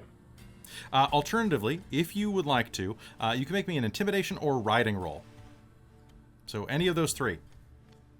Well, I'm kind of inclined to go with riding because I actually have an edge in that, born in the saddle, which allows me to reroll it. And if it has anything to do with going at a fast pace, I actually get more dice for that too. Sounds good. Yeah. So you're trotting along, and as you do, you're going to see that there's a juvenile steer that is heading toward the edge of the ranch. It looks like.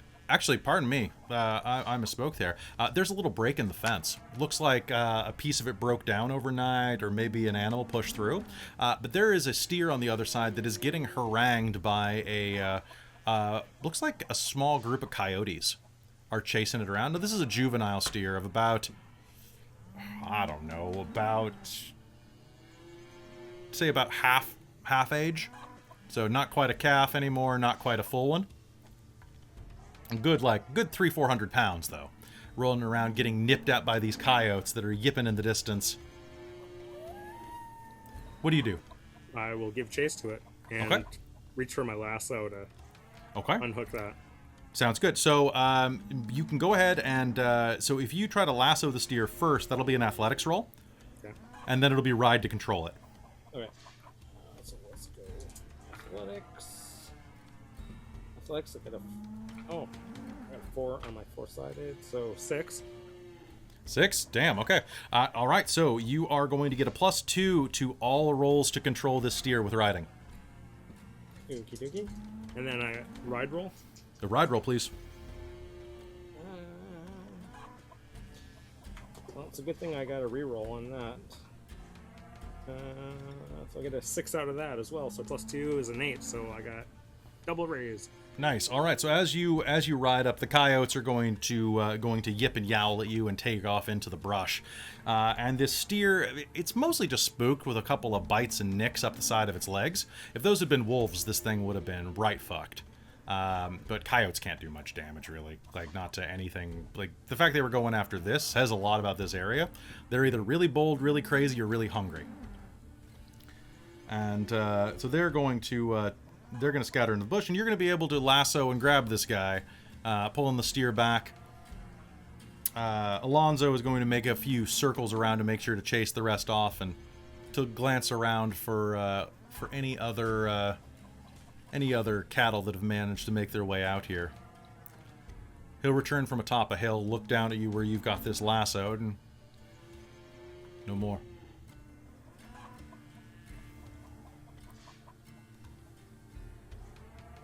Well, good. Let's get this one back to the rest of the herd then.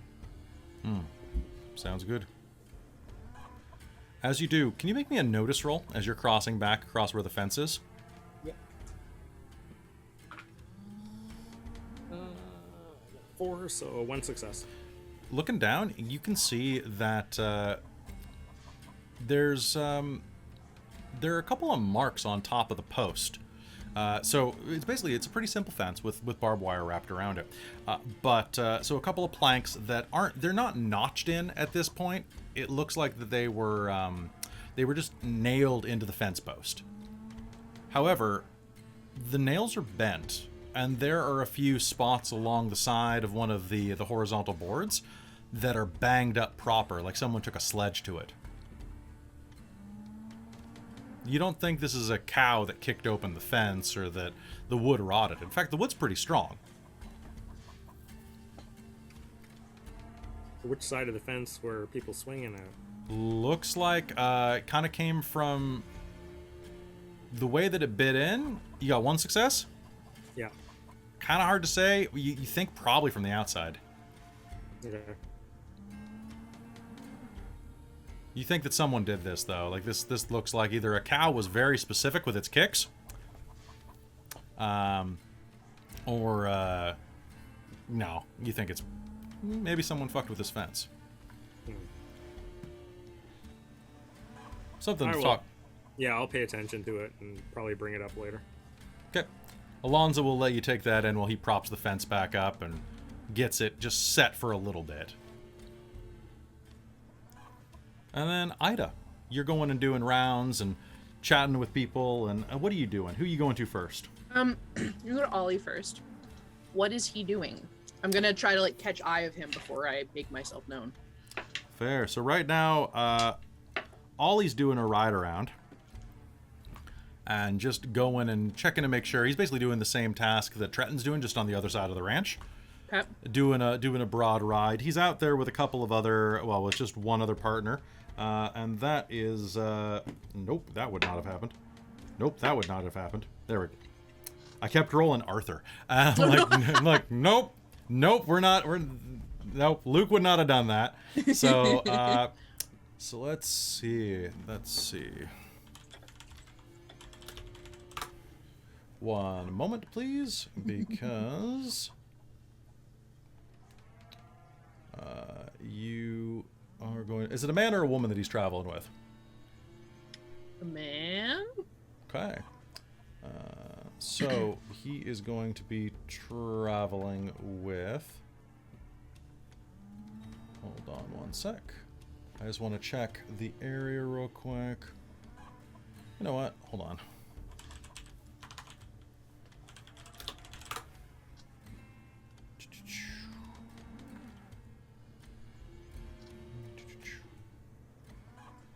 You said a man, so let's go. Boop. Okay, so this is kind of cool. Boop, boop, boop.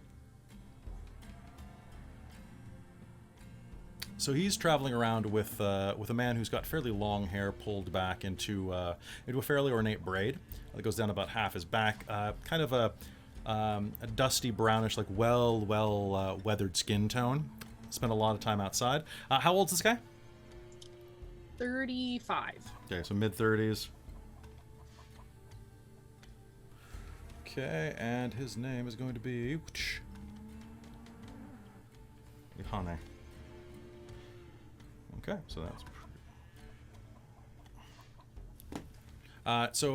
as you approach, you'll see that this man has a fairly hawk-like nose.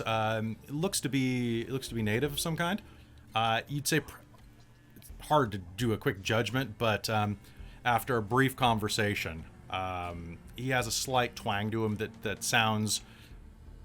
Well, actually, do you have a skill that would help identify that? Do you speak any other languages? I don't have any written down, so I'm guessing no.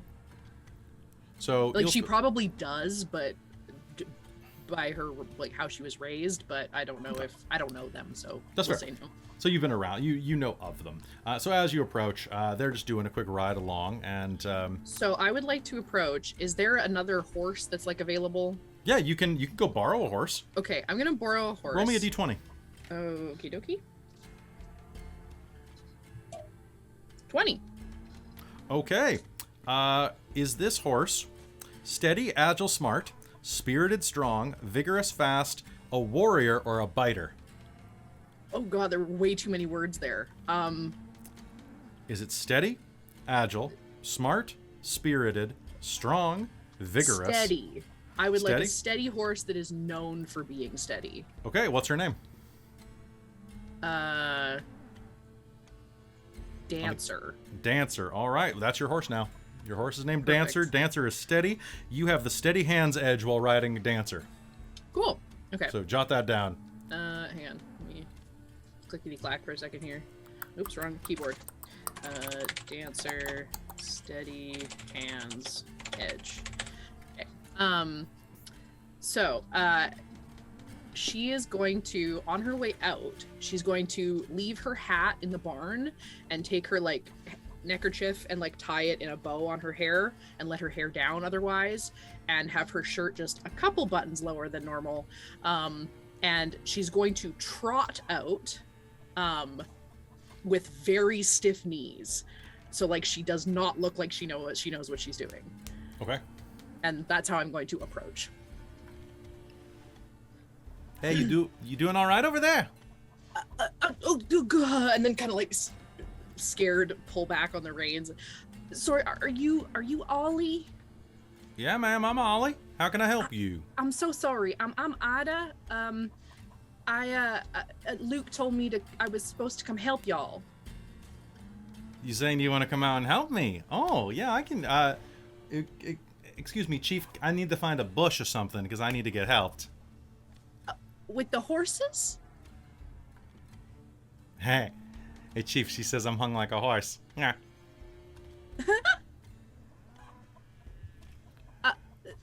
Back home, they would hang men like you. He says, and kind of kicks in. Ida likes him. No, I'm so sorry. I was supposed to come out and just check in and make sure y'all were doing okay.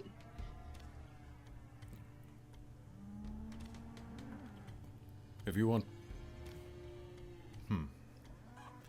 I'm gonna go do a circuit around. You, enjoy your time together. Call if you need anything.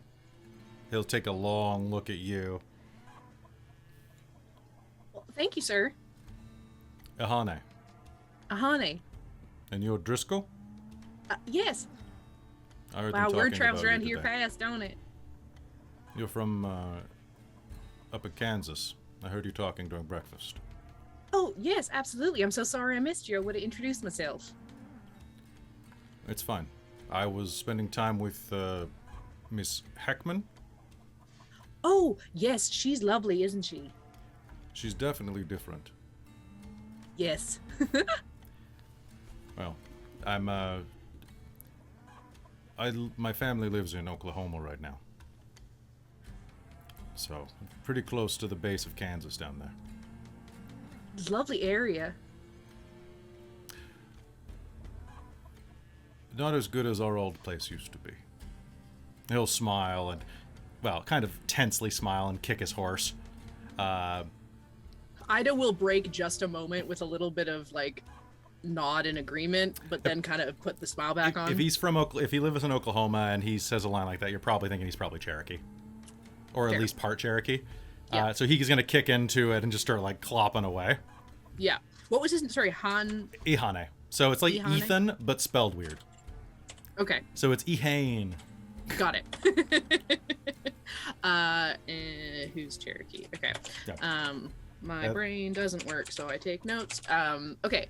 Yeah, I'll turn back to Ollie and be like, yeah, so I'm so sorry to bother you. That's but no I problem. thought I would No come problem give you at a all. hand. You can give me a hand, absolutely. What are you good at? Well, I'm learning. I don't know. I've ridden a horse a couple of times. As you can see, I'm not great at it. All right. Well, I'm usually just good for company.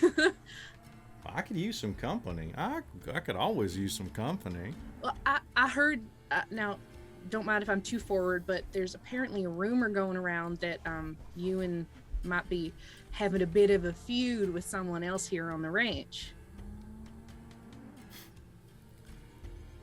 Oh, really? You talking about Arthur? That's what I heard in the tent this morning. I was just hoping maybe I could be of help. Well, ain't nothing that needs being helped there.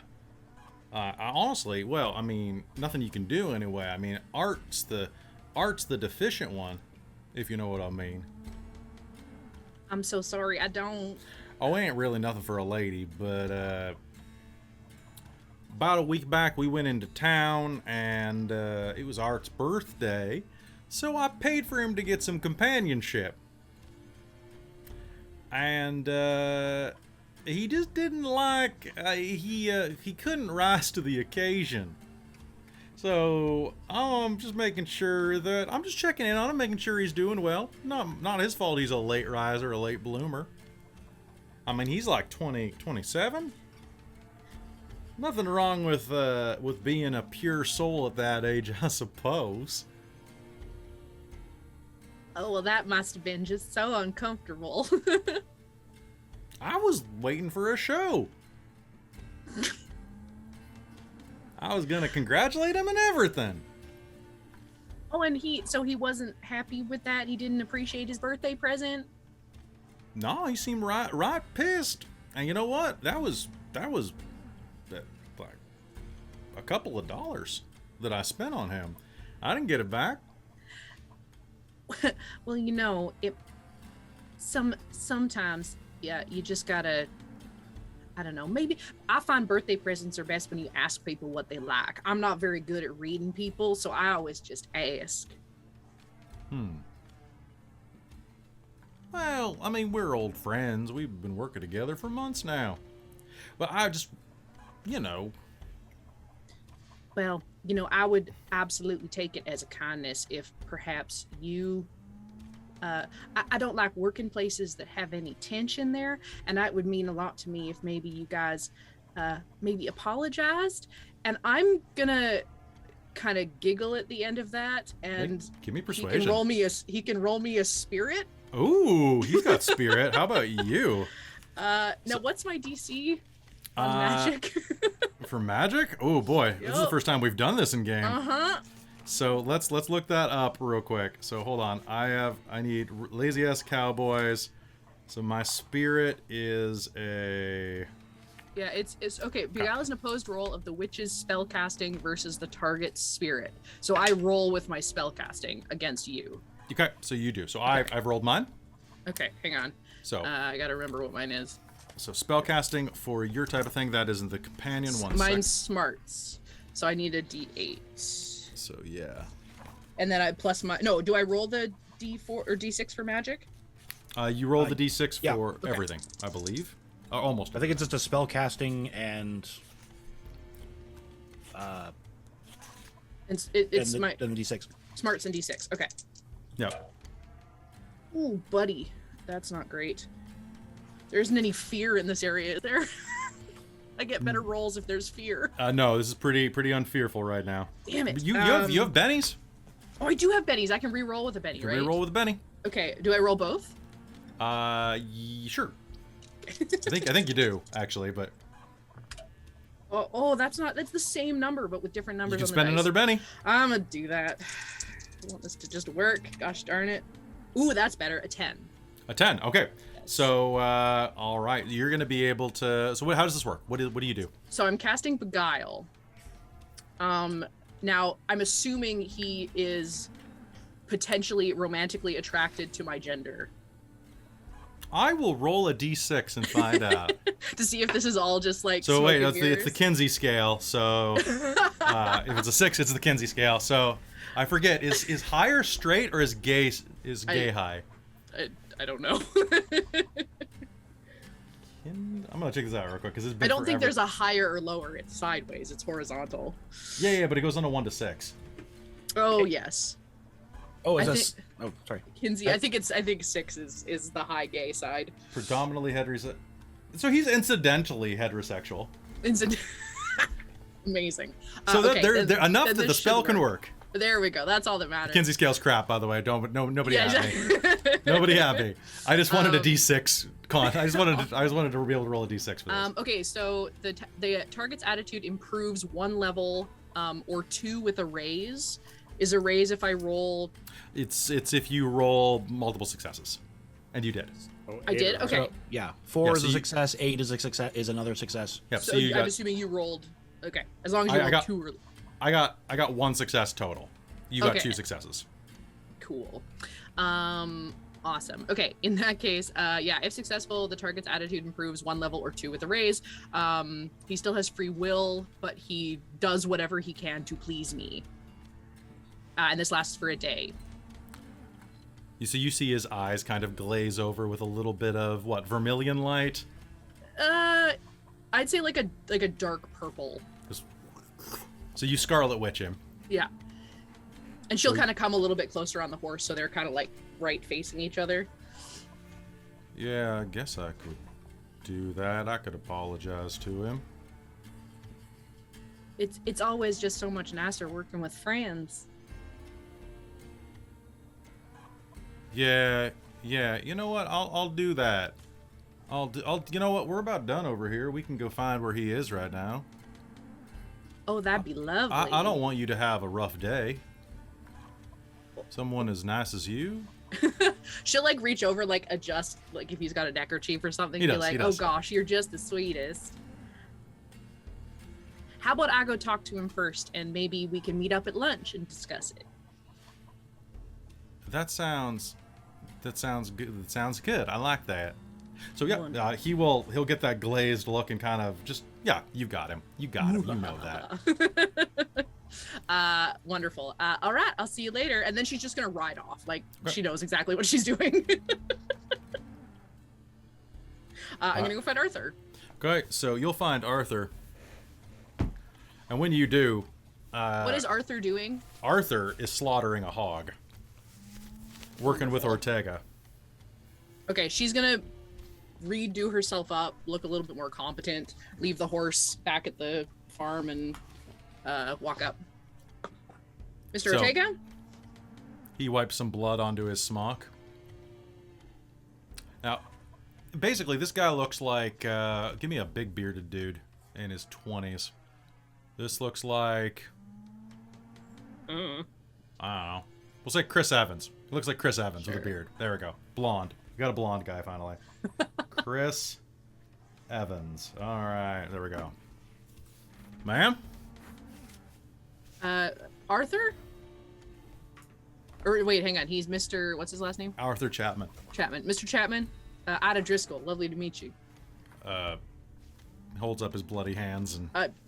she'll pull it back and tip a hat. You here to do some butchering? Yeah. Alright, well, there's a sow tied to that post. Do you want to bring her over here? Wonderful. She'll walk over, super, like, used to this. Bring it over. Snort, snort, pig, pig. Is there like an apron? There is another apron, yeah. There is She'll another grab slot. that. She'll leave her hat up on the rack. You sure you're, this is the type of thing that you, She'll grab whatever knife out of his hand. There's like a big cleaver. The pig kind of looks like... whatever. Well, because, yeah, I guess normally when you do pigs, you hang them and then bleed them. Yeah, you bleed them, so you'll have to cut the pig's throat with probably like a very like a fillet knife or something like that. Something like... Yeah. She'll do the process like she's done this before. I'm not gonna make you make a roll for that. Okay. You're a witch. Slaughtering animals is kind of like... The pig's gonna be like, oh, we're going for a walk, and you're like, nope. I mean, yep, but not as far. Yep, but you're not walking home. One. All right, so you'll hang that up, and you'll put the pig up on a hook. And hand the knife back. Make the incisions, let it bleed out a bit. Well, good to have the extra hand out here. Always happy to help. Mm-hmm. I hear there's certain people around this farm that aren't as helpful.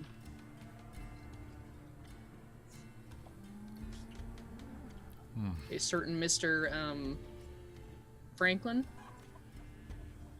He kind of looks a little confused at you. I hear he tried to start something. Who? Ollie. Oh, that son of a bitch.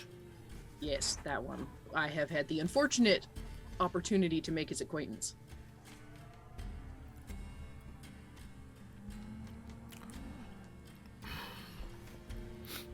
Yeah, I hear he has not been terribly helpful to you. He make me a persuasion roll. I want to see how charming you are. I want to see how charming you are to get this story out of him. What's my persuade? I don't have persuade. So roll me a d4 and a d6. Okay. Unless there's just intimidate a general... him. No, that's pull spirit, your gun. right? Tell me why you're mad. Is it spirit? I think so. Yeah. Intimidation is spirit, so. I think persuasion's under the same one. Yeah. Okay. Yeah, persuasion's under Ooh, spirit. 10. 10. Nice. And that explodes if you hit the high number. I did roll an 8. Another 2, 12. So 3 successes. She's doing that very like proper eye contact and like this. I'm listening. Like I'm here to listen to you. Well, hand me that knife. Points at the cleaver, and he just.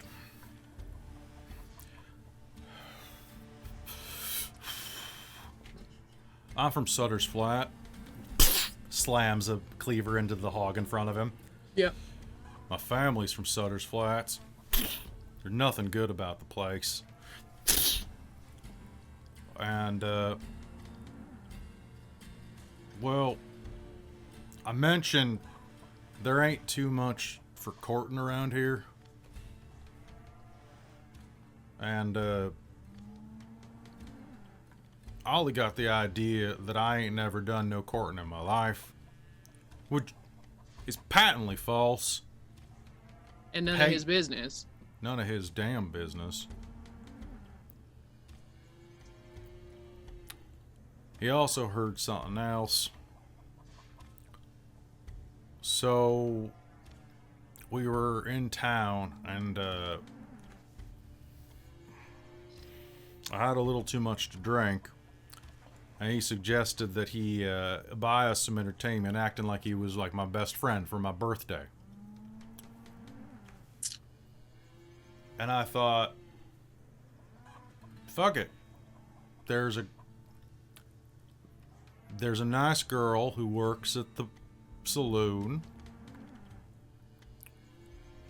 named Beth, who's always been kindly.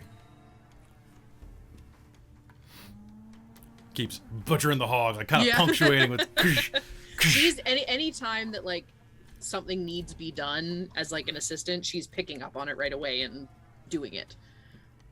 Okay. So he knew about that. But like I said, my family lives in Sutter's Flat. And we have for a long time. And there's a lot of jobs around town that my family does.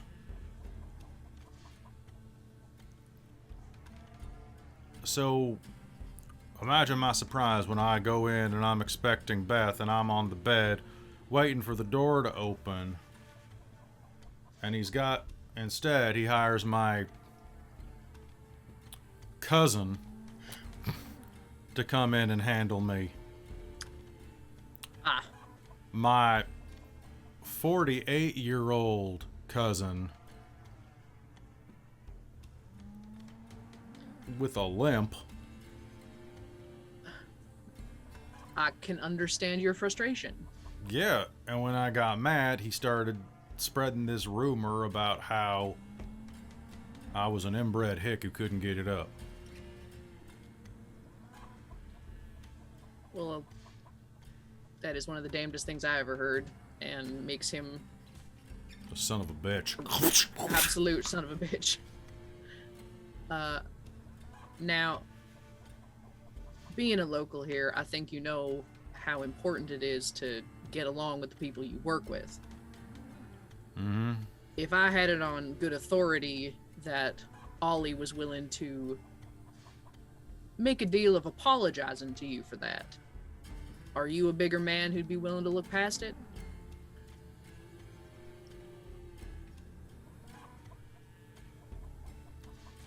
Kind of want to break his nose. I think that's perfectly fair. Huh? But it's real hard to see with a broken nose for quite some time, and I believe we should be in top shape if we're planning to ship out soon.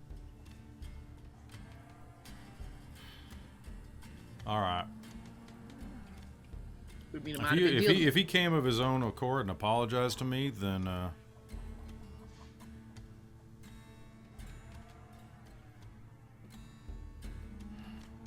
I'd still break his nose. Must spend my hurt them more, so he's alternate. I'm gonna Do the same thing. do the same thing. I'm All gonna right. walk up and put like a hand, like a bloody hand, to the already bloodied apron and just look him square in the eyes. Some flute And just- music starts playing. Exactly. And now it would mean a lot to me if you'd be willing to overlook this. Hang on, gotta roll. 7. 7? Yeah. Okay, so you'll just barely do it, and he'll. But I mean, I'm a reasonable man. You seem it. If he came up to me, I mean, I think that my judgment would get the better of me. You seem an absolutely level-headed gentleman. I appreciate that in a man. Yeah, I think it'd be fine. Wonderful.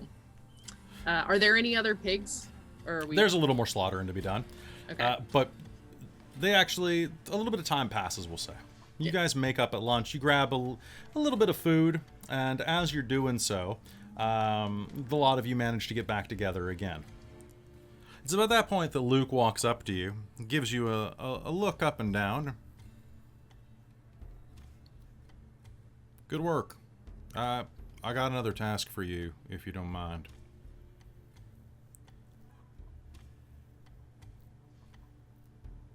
Always happy to help. Good. Well, I notice you're finished with your food, so come on. So he takes the three of you out to a corral. Gestures down at a group of Mustangs that are circling and kicking up a lot of dust. Well, so I wanted to say this before, but I was still waking up this morning. You work hard here. I heard y'all have been doing some good work today. You work hard and you'll get rewarded. Slack off, you get the boot. But you're hard workers, and Bill's a hard man, but he's fair, and he shares the wealth when he can. This morning I noticed you've been pulling your weight, but here's your first real job. See these 6 Mustangs over here? We've been breaking a mess of horses for the upcoming drive for a while, but that bunch is particularly ornery. You get in there and finish breaking them, and be careful, the one with the weird look. Call her Devil Eyes.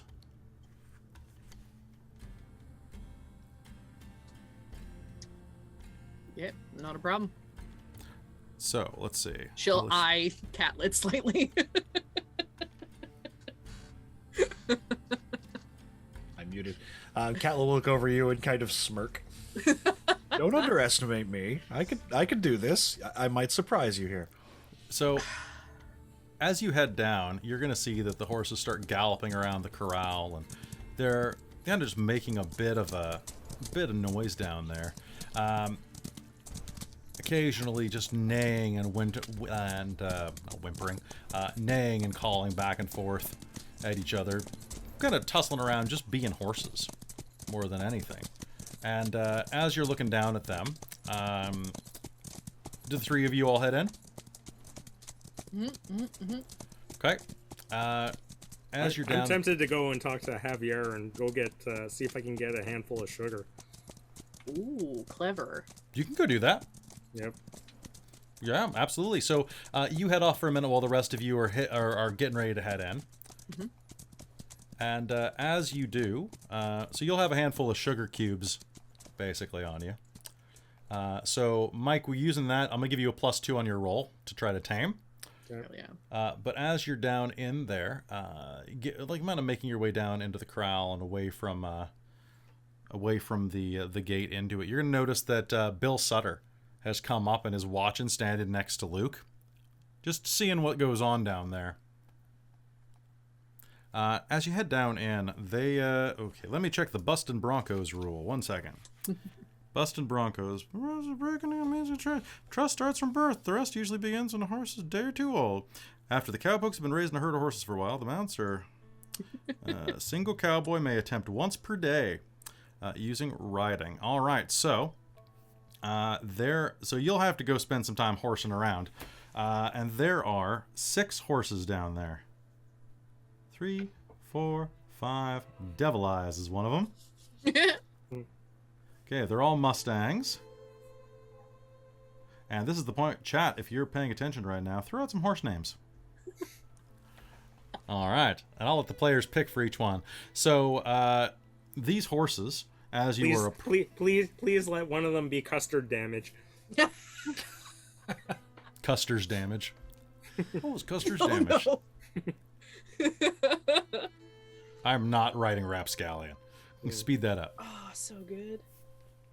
That's also not how you spell it. I like it. I like rapscallion. That was spelt that way though, because it's like a rapscallion. Bacon wrapped. Clyde Silver Bull. Rainbow Dodge. This makes me Yes. distinctly uncomfortable. Okay, so I've got the names down now. All right. Friendly neighbor. I've got the names. All right. So, going down the list, there are 6 of these Mustangs going around. Which one are you aiming for? I'll go over and elbow Ida and go, which one do you think is named Buttercup? That's the one I'm going for. I'll look and find Devil Eyes. I go with that one. Devil Eyes. Good luck with that. Oh no, that's what I was saying Buttercup was. Devil Eyes kind of gives you a look, and Winnie's not Whis. There it is, Winnie's. So wait, you're going to take those 2 and you're leaving the other 4 for me? Yeah, I thought you said you could handle it. You seem like you got enough personality to handle at least 4. Exactly. Don't think so low of yourself, Thomas, and ride off. Okay, so you all can pick 1 today each. I'm gonna go for Devil Eyes. You're gonna go for Devil Eyes. Sure. Okay, well, balls. All right, the rest of you, let's do a quick encounter. So the way it's gonna work is breaking the stubborn, Devil Eyes. I'm gonna die. It's gonna be great. Okay, so 1 sec. I just gotta double check the rule for this. How are you at making face scars in the shape of hoof prints? Oh, very good. What do you think this is? Okay, so Can you imagine just like a big prosthetic scar? You look like the Joker smile. Just square in the mouth. And no teeth. I got this scar. Yes. Okay, so the quick encounter rules. There we go. Quick He said, encounters. no such thing, chef. Quick encounters when you're pressed for time. The group isn't interested in tactical fights. Characters make a skill roll based on the type of encounter. Their goal is interpreted narratively. Okay, so it's literally what I've been doing anyway. Sounds good. Yep. All right, staged encounters. Ooh, fancy. Okay, so what I want everybody to do is everybody please make me a ride check. You may do yours, Mike, with a +2. And do I get my my little edge, which lets me have a reroll? Is that for high speed only? No, it's pretty much anything to do when I'm dealing with horses. Yeah, sure. It's born in the saddle, so. Oh yeah, horses like me. Okay. And I'm on Dancer, so I get a +2, right? Well, you're not going to be on Dancer because you got to go ride and break this horse. Oh, right. You Sorry. can't put your correct. horse on another horse. This isn't D&D. Can't you? Yep. I Nope. thought that's how that works. No. You can in D&D. Exactly. Okay, so... And you were the one that took Devil Eyes. Yep. So Devil Eyes is a biter, that's for sure. Amazing. And then I kind of want to actually do the other 4. You may do 1. I have magic. Okay. Yes. I am going to deal with the devil, and I can pull Beast's friend out of the air. Okay, and so how does that work? All right. So, let's see here.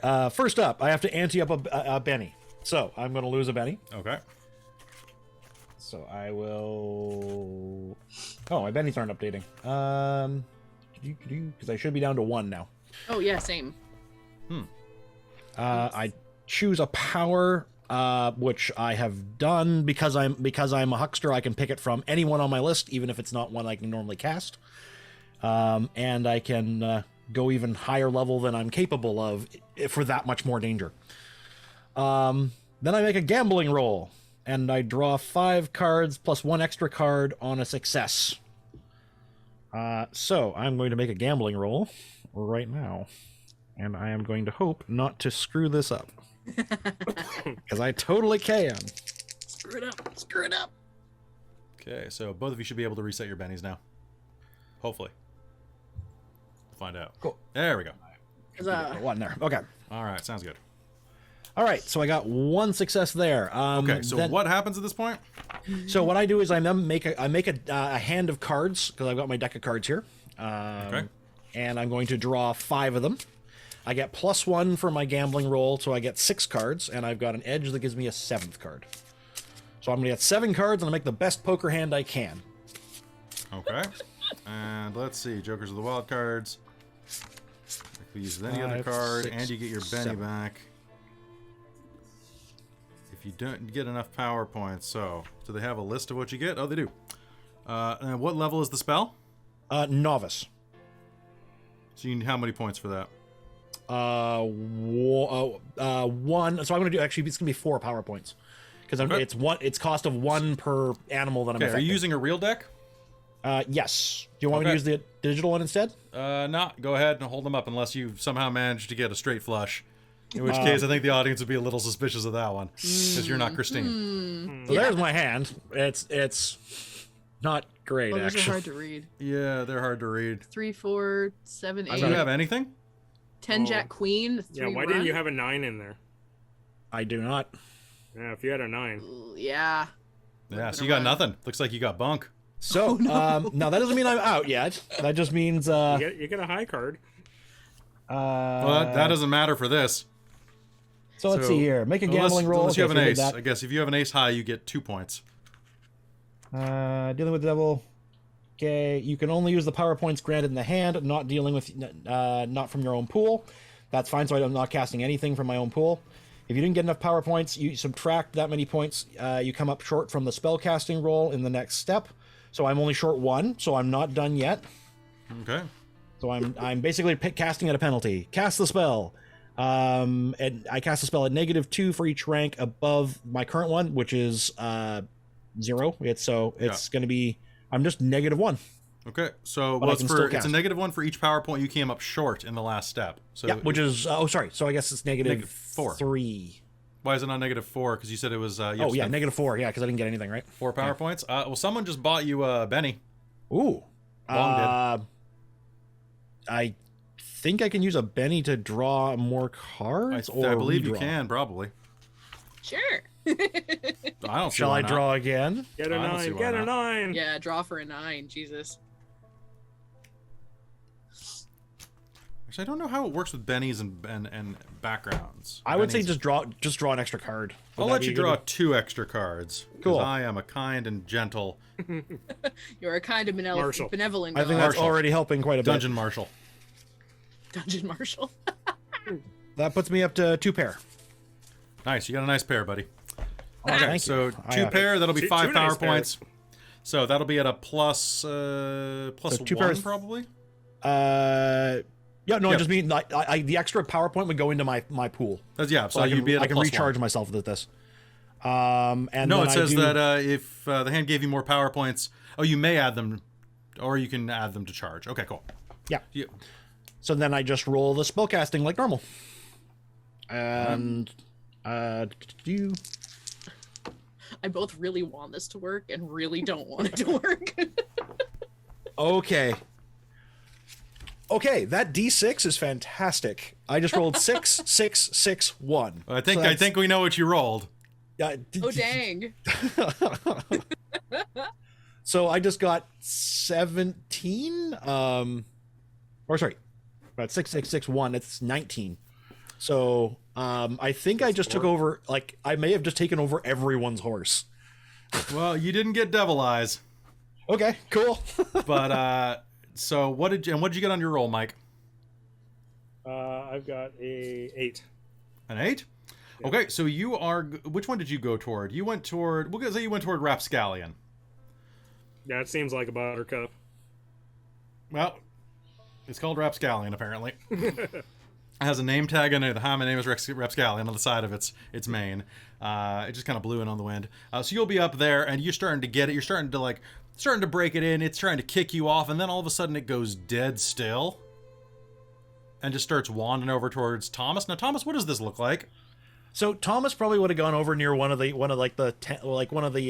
corral like poles, so he can kind of conceal what his work's going on, and the cards are actually going to form in his hand, almost like darkness, just kind of folding themselves out of reality itself, and he's just going to quietly look at them, and then he's going to quietly start whistling to himself, and there's almost going to be this kind of sonorous depth to the whistle, like it just kind of carries on the wind, and all the horses' ears are going to kind of perk and turn, and they're all gonna look towards him, and they're just gonna kind of wander over, kind of drunkenly happy to him, and he'll just kind of probably go out and just kind of be like, actually climb on the fence and then like climb onto one of the horses. Okay. And then he's just going to ride around with the whole crowd of them. Yeah, And- well, curse you, you old nag. I'll have the sugar cube myself. I'm trying to chew on a sugar cube. Bill thought this Sutter was will supposed to be call hard. in. That was pretty quick. You managed to get them nice and under your thumb. You like her? This one? Yeah, the one you're on. You like her. Yeah, she's like a fine horse. When we finally take to the trail, you can take her. She'll be your horse. Oh, thanks. You name her whatever the hell you want, but Abby named her Rainbow. God. See, Thomas would like that. He would find that funny. Damn it. Hell, she done named all of them there. That's Rapscallion and Thunder. Clyde over there. Rainbow you're on, and that's Dasher over there.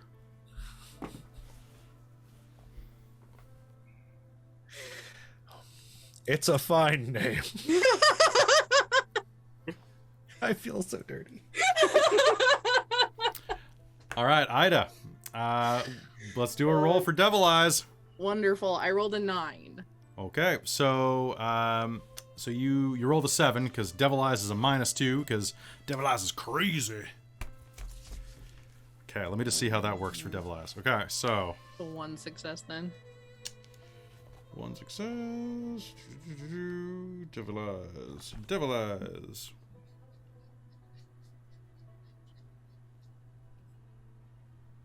Okay. Oh god, you can get Devil Eyes can frickin' brain you if you fail. I told you I was gonna die. Okay. A raise means the mount is ready to ride. So you need to get a raise. You need to get a raise on Can I this. use a Benny? You can use a Benny. You can use your My Benny. last one. Yeah. Wish me luck, guys. I rolled the exact same. What is with you rolling the exact same thing? I don't know. Okay. Another You know what? I'm 9. gonna spend a Benny for fun. Oh no. Okay. So Brain me. I'm gonna do something. Okay. So you are going to start to ride. You're gonna start to be riding on Devil Eyes. Devil Eyes actually lets you approach and kind of like stomps the ground a bit, but lets you climb on. Okay. I'll sit there and kind of just pet his neck for a little bit with like one hand very firmly in his mane. He starts to trot around a little bit.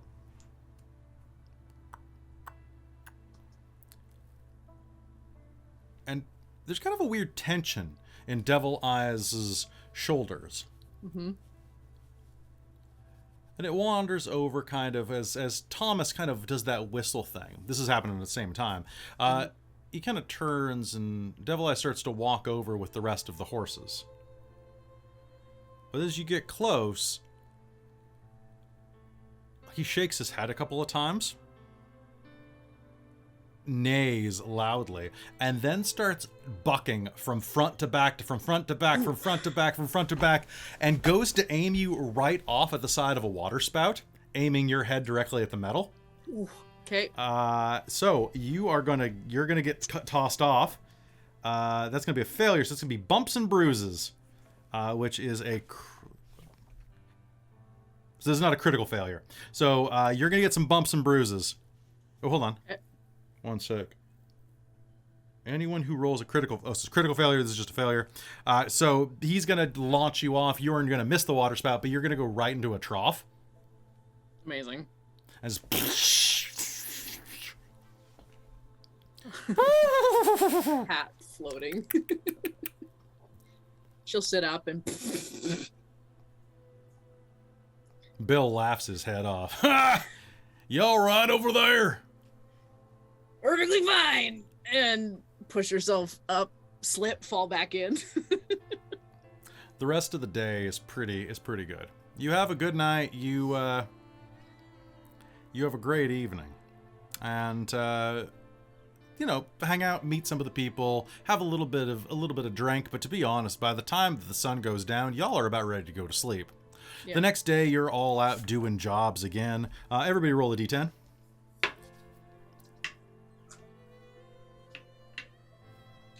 7 for me. So today, you are you're spending some time just doing some manual labor, Thomas. They're getting you to oil and tack the harnesses and saddles and just kind of do general. You're so good with horses that they want you to, really lean into it. Like, get the horses ready for riding. It's hard work from the crack of dawn, not the crack of noon like you might have been used to. Trenton, what'd you roll? I rolled a 6. So you're with him all day, actually. Polishing, oiling stuff. They noticed how good you were in the saddle as well. Start calling you the Horse Brothers. Thomas will probably spend the entire time, like, he's starting to, like, under his mouth, like, bitch about, like, why did I fucking show off? God damn it. And Ida, what'd you roll? 9.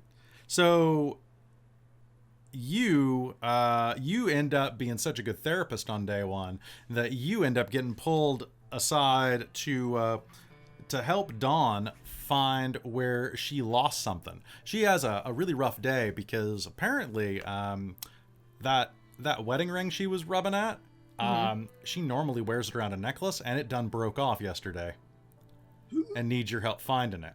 And it takes you a good portion of the day. She's pretty inconsolable. You'll find out that Dawn is in fact a widow. Her husband died in a gunfight in Dodge. Got it. And back about 3-4 years ago, he was a younger boy of about 18, 19 when he got shot to death. She was about 20. Over a misunderstanding, actually less than a gunfight, sort of. It was listed as a gunfight by the authorities. But it sounds like a murder where they might have just put a gun in his hand afterwards. Okay. And so she fled south. But you'll manage to find the ring after a while. When you do so, the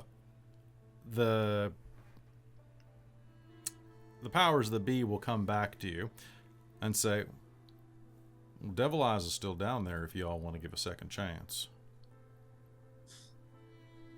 Trenton, I think it's your turn. Well, I just happen to have 2 of the sugar cubes left. I don't know if Sugar Eyes has a taste for sweetness, but honestly, my personality can't hurt none. I'm definitely coming along to watch this. Up until this point, I feel like Ida, having seen or having heard the whistling, has like picked up on what that was and has just been kind of eyeing Thomas up until this point of like, there's something there that's going on, and I recognize it, but it's not. Game recognizes game. Yeah, in a very concerned way. And just kind of maybe stands just a little further away. Okay. So what do y'all do? We're gonna watch and laugh Skinner. Yeah, I'm gonna go try to shake hands with the devil. Sounds good. All right. Go ahead and make me a ride roll at a -2. Do I still get my +2 for sugar cubes? You'll be flat 0. The sugar cubes are gonna help. Yay! So Devil Eyes is not diabetic. Good to know. Well, doesn't mean he won't go after the sugar. I know enough diabetics to know that is the case. Well, on the bright side, I'm really glad that I got a reroll, because that would have been a fumble. Oh, come on, buddy. I know. But now with the +2 and then the -2, that turns into a 6. A 6? Okay, so that's not a full raise then? No. Okay, do you want to spend a Benny to reroll? Absolutely. I have enough bennies to do that. You might as well. All right, I'm out. I gotta lower my thing. Out! Moot. 8-sided. Did you mark down to 0? I just did, yeah. Oh, it's weird. It's not updating again. Oh. That's okay. Renegotiate that. Yeah, it's okay. I could just go boop, boop. There we go. My 6 done exploded to another 6, and then that turned into a 5, so 17. Okay, so you'll absolutely manage to break Devil Eyes while Bill Sutter and Thomas and Ida watch on. And at the end of it, as you finally trot him over after about a couple of hours of work, He'll probably be like, look, I know everybody calls you the devil, but I know somewhere inside of there beats the heart of a true horse, and horses and me get along like, you know, best friends. So you just get your devilly butt over here, and we'll just go on for a mosey. We'll go get you some hay and get you some more sugar, and look, and we don't have to be having any of this fussing or fighting or none. okay, so you'll manage to break Devil Eyes in. Oh, you fell for that. He falls for it. He eats the sugar out of your hand, and you ride him around and end up having to put some extra effort into breaking him, right? But at the end of the day, I'm going to say that it's a pretty pleasant experience overall, but your thighs and ass are you are going to be walking funny tomorrow from this experience. And as you are doing so, as you're coming back, Bill is going to take a good look at you and go, son of a bitch, you did it.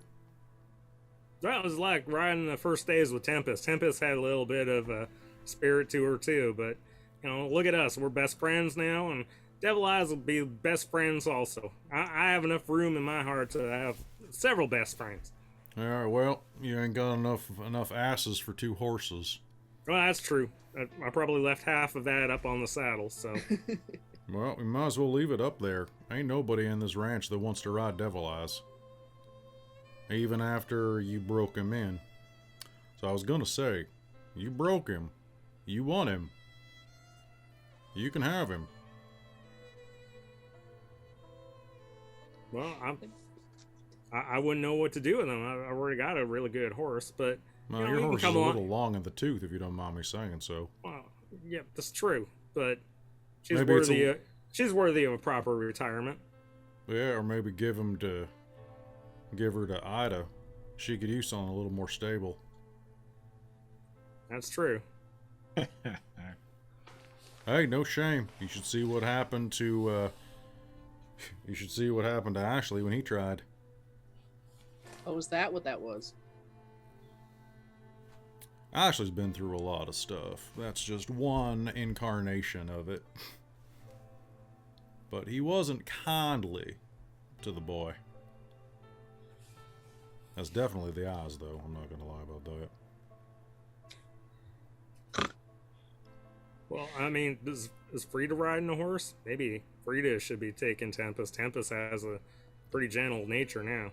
No, you talk to her in the morning. She's out doing some work on one of the wagons right now, making sure it's up in good order. Yeah, it's probably a good idea. Well, you think about it. If you want Devil Eyes, he's yours, but nobody else is gonna ride him. You could always try giving him to Catlett. He seems natural. Well, you all figure it out. I ain't here to wipe your ass. Good work. Thank you very much. At the end of that day, you spend some time working together, finishing up the end of the rest of the day, and as you're just wrapping up, Luke rides up. He's got a horse. Well, he rides up on a horse. Obviously, he's not riding up on like himself. But he comes up on a horse and says, you all know we let the cows roam free over the winter to get the best grazing grass. Then we round them up in the spring. Well, the boys have been bringing them in for a week, but there are still a few wayward steers unaccounted for. We're going to get them tonight while they're a little sleepy. Grab your horses and concentrate on the area southwest of the ranch near the Rio Grande. The cows tend to congregate to the water, but the crew ain't found too many along the shore. I reckon they're probably trapped in one of the box canyons out that way. Makes sense. Nice. You get that done, I'll make sure you got bacon in your beans. It's a worthy reward. All right, so you can stay together or separate as you see fit, but I'd like everyone to... Oh, God, this is going to take a long time. You're going to be doing this late into the night. How are you going about looking for these? Is it just us that are going? It's just the 3 of you. Yeah, it's just the players. Do they have a map of the ranch? Nope. They can draw you one real quick if you want. You know what? Actually, they would have a stake ranch that basically says like the stake of the property. It'd be a really rough one, but I'll give you a +1 on your rolls with that. Okay. So all I'll of take you a look around in the area that. So are you staying together or are you separating? I think Catlett would probably stick pretty close to Ida. Okay. I'm gonna keep Skinner around for sure. Okay, I'm gonna spend a Benny to make this harder for you. Damn it. So I want to know your tactics. Because here's the way this is gonna work. Each success locates a missing steer. The more you get, the happier Bill's gonna be with you. I'll find a table or a bench or whatever and lay out our stake map and take a look. And so he said they were over in a certain area. So yeah, he said that they're pretty much on the outside of the property, right? So they tend to congregate near water, but not most of them haven't been found near the Rio Grande, so the river that runs through there. Okay, are there any other rivers nearby, like off Sprouts? Sure, there's the Blah River. Perfect. The Blase Canal. Okay. Might be best if we just kind of follow this at least for first and maybe so do some circles on the way out. Okay, Might be good if we all like picked up some torches or something like that so we can be seen at range. Then we can spread out in a nice line. Okay. Makes sense. Skinner, thoughts? We could just skirt out and swing around and come back this way. So just make a lot of hooting and hollering and drive them back towards here. That always work. How long are you going to go out and do this? What time is it right now? Right now, it's about 5 o'clock in the afternoon. Sun's down. It's about 7:38 this time of year. I mean, I would probably, well, I mean, what you want to give it a couple hours past dark? Are we gonna have that much in the way of moonlight to work with if we have to? It's a pregnant moon tonight, so about 3/4. Yeah. Why don't we?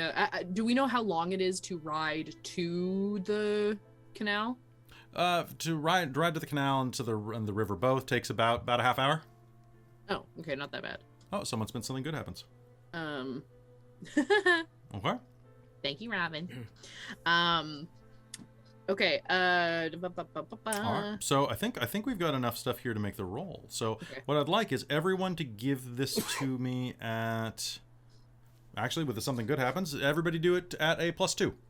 Cool. What's the roll again? The roll is going to be survival. Survival. I think I have. I do. That.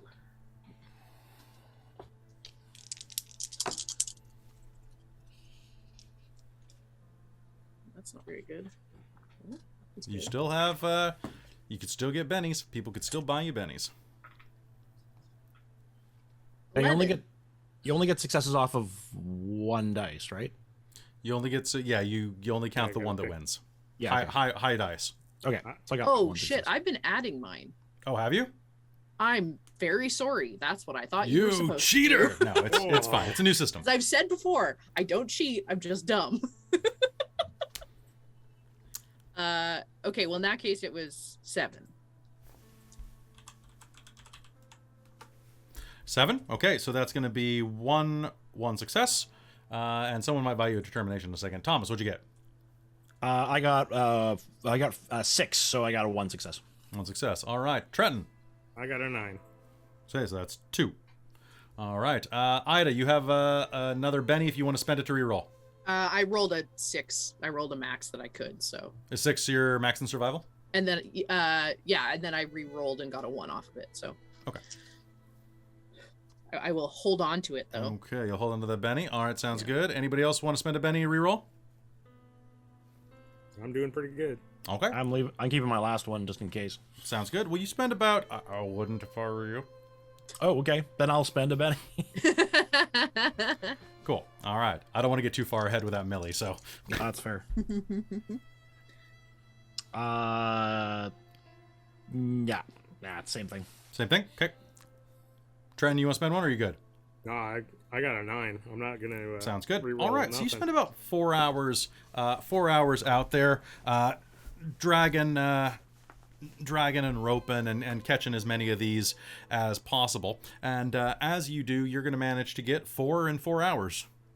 Honestly, it's not terrible. Bill's not thrilled, like he's not over the moon about it, but he's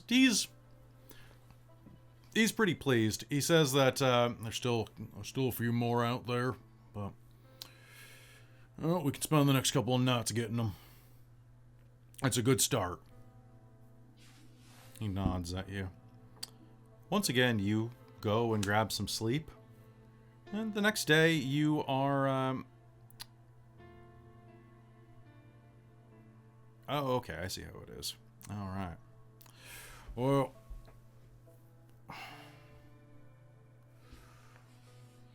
tomorrow morning, you're going to start off the day right. Start this from the beginning. Take an entire day out there doing this to see if you can find any in the light. And, what I want you to do this time, head out and, take the southwest gate. I've got your friend down there tomorrow fixing it up. She's got some idea about doing something to the barbed wire to make it less hospitable to any errant steers. But I don't know if she's having much luck. Maybe you go get her and drag her out, take a horse over to her. Can do. Alright. She'll be there in the morning pretty bright and early to get a start on things, so you usually meet her up there around 9. Understood. Alright. Is there anything that y'all are doing over the night? Just having a chat and eat and enjoying yourselves? Thomas would probably do some sketch work. Okay. Yeah, Sounds so good. He's just fascinated by anything that's beautiful or morbid. So, yeah. Nice. Can I talk Ida It's his into way. playing a card game? Yeah, Sure. I would like you both. Let's do a gambling check. Oh no. Of course, you guys do gambling when I'm not doing. Of course, yeah. That's why they did it. because- They wanted to win. It's like we know that you're Damn gonna it. win. Exactly. We wait have until you're learned. gone. What are we rolling? Yes. Yeah, so make a gambling check. I don't have what is. Isn't It's a gambling skill. It's a So skill. it'll be a. I don't it'll be a have it. Smarts, then I think. Okay. And then a D4 for the wild. And I only use one of them. I remember this time. I got nothing. I got nothing. Hang on. Oh, my 4 is exploding. That's 8, 9, 10, 11. Okay, how much were you did the betting? math right this time. 2 sugar cubes. Well, Ida, I want to say Ida, you're pretty sweet. Ida will. God, what do I have that I can put up? If you put up sugar cubes, Bullets? she'll probably yeah. Oh, there you go. She'll put up some bullets. Okay, so you end up with the sweeter side of this deal. Beautiful. You end up with some bullets out of it. And you have actually a pretty nice night. You start to bond a little. Frida is already fast asleep, snoring and babbling in German. Sprechen Sie Deutsch? Wiener Schnitzel. Before we go to bed, I think Ida's going to corner Thomas for a moment and just kind of like put a finger to his chest. I don't want no trouble. And if you're here for anything to do with Mina, we are done. So I need you to understand that. What are you talking about, Ida? I'm going to look real close to see if he's lying about not knowing what he's talking about. Thomas would smirk and lean closer to. I should lean back again. Look, Ida, if you got a thing for me, and that's Oh, men! And walk away.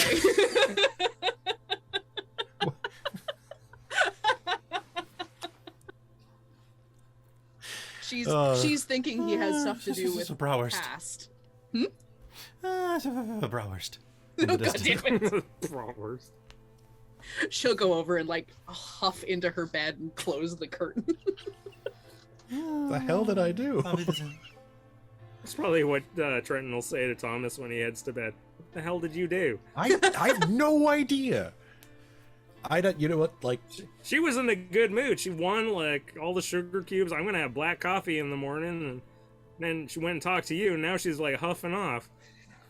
What'd you say to her? nothing. Absolutely nothing. Well, maybe you should start saying things.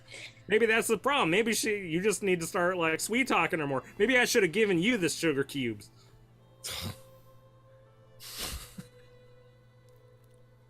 See, Trenton understands. All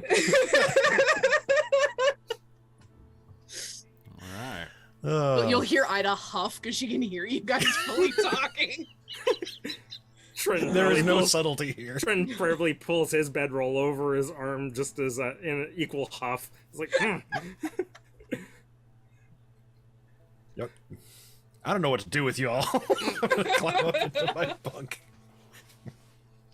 All right. So, what I'd like y'all to do is the next day you head out and manage to drag a sleepy Ida who's not really going to be much for talk. Probably not sleepy Ida, sleepy Frida, which is Ida with a fra.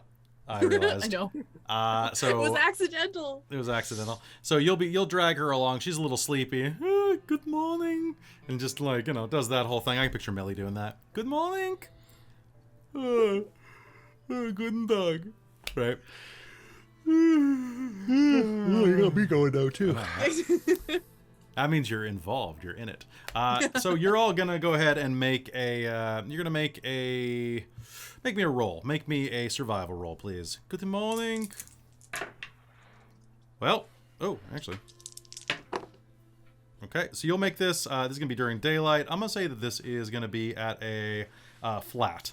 No minuses, no pluses. 9. Yeah, it's 2. I got a 9 as well, so 2. Okay, I got a Ida 5. actually got 2. You got a 5? Okay. Yeah. Anybody else gonna spend any bennies to re-roll? You gonna spend, Trent? no, I can live with a 1. Okay, so spending that, you manage to go and actually between you are going to rescue 7 steer, or at least herd 7 steer back. And as you're making your way back, you're cutting through one of the long ways, and you make your way through like a low cottonwood grove. And as you do, can I get a notice roll off of anybody? Mm-hmm. Sure. Where's my notice again? D6. Your horses reliably are going to be trotting alongside next to you as... 11. I'm gonna use my last Benny that Robin bought me. Okay. And I've got 1 success. Sounds good. 1 sec. I just rolled 2 6s and then 2 4s off of that. 66, Nice. 44. 10. So, as you're making your way through, you're going to start pulling back on your horses and taking a look around. Now, this cottonwood grove is peaceful and quiet. But as you look around, some of the steers get a little bit of a tension to them and try to resist your lasso for a minute as they start looking back and forth. And that's when you're going to both all notice, actually. There are some corpses nearby, cow corpses. They're desiccated, like drained up, like down to the bone. 2 of them. Like someone took a hose and just sucked all of the life out of them. Ida will like kind of mid-run hop off the horse and run over and take a look. Okay, you can make me a survival roll. Oh goodness. Ooh, those aren't great. No successes. Okay. Sounds good. So no successes. Glancing down, you can see that there's a couple of puncture wounds. Actually, quite a few, like all over the side of this corpse. Places where it's gone festery and gross. But as you're looking at it, I'm going to spend my last bennies for some fun. Pew pew. There we go. Well, they vanished on mine, and that's what's important. There we go. All right, so as you're leaning down, behind you, one of the steers is going to kind of waddle a little bit toward you, and suddenly, a black hairy spider the size of a dog, bursts from the ground next to it. The repulsive critter latches on to that rescued steer. The animal screams piteously and loses its footing, toppling to its knees. A heartbeat later, the other steer next to it breaks through the ground, dropping into a small pit. Out of the pit swarms hundreds of palm-sized spiders, flowing over the thrashing cow and out onto the surrounding ground, including next to you, Christa, as that dog-sized spider eyes you. And I think that is a good place for us to call game for the day. As you hear Frida suddenly wake up and go, "Holy heck!" or something like that in her German voice. And I think that's where we're gonna end game with the spider attack. Oh, no. Oh. So this is like dog-sized spiders or spider-sized dogs. Make them go away. I mean, you have a gun. You can make them go away. No, do you have a thing against spiders? Giants. I hate spiders. Oh God, I'm sorry. It's okay. I don't have like a thing. I just hate. They're even the small ones are big spiders at least, so it's not like I find big spiders are less scary than little spiders. I know most people feel that way. I'm the opposite. Giant spiders are the freaking worst. Well, hell, there's a big spider here. I'm sorry, Krista. It's fine. But guess what? Totally Any of the time you can see the glint in its 8 beady eyes, it's too big. Yep. It puts 4 pairs of sunglasses on. Oh no! Where's its glint? I can't see the glint anymore. All right, so folks, that is episode 2 all done. Thank you for tuning in. I hope you cowpokes had some fun today playing this. Did you all have some fun? You had a good time? Oh yeah. All right, good. Well, y'all, it is my hair was so bright it shut off my green screen. It looked like you had caught fire there for a second. Yeah. It was like The spirit of vengeance is the Ghost Rider. So, folks, that's going to be it from us here on Dork Tales tonight. I hope you had some fun with that. We'll be back tomorrow night with Wild Beyond the Witchlight. If you're watching that, that is the correct thing to do because it's a damn good game. Remember, folks, be safe out there. Wash your hands. Get vaccinated. Be rootin', be tootin'. By God, be shootin'. And most importantly, be kind. We'll see you next time, folks, when the actual adventure begins, and we have our 4th cowgirl, or cowpoke, I guess. That would imply that everyone was a cowgirl, which I'm not gonna, you do you. It's all fine. All right, folks, we'll see you next time. Good night, everybody. Yeehaw. Time to hit the old dusty trail.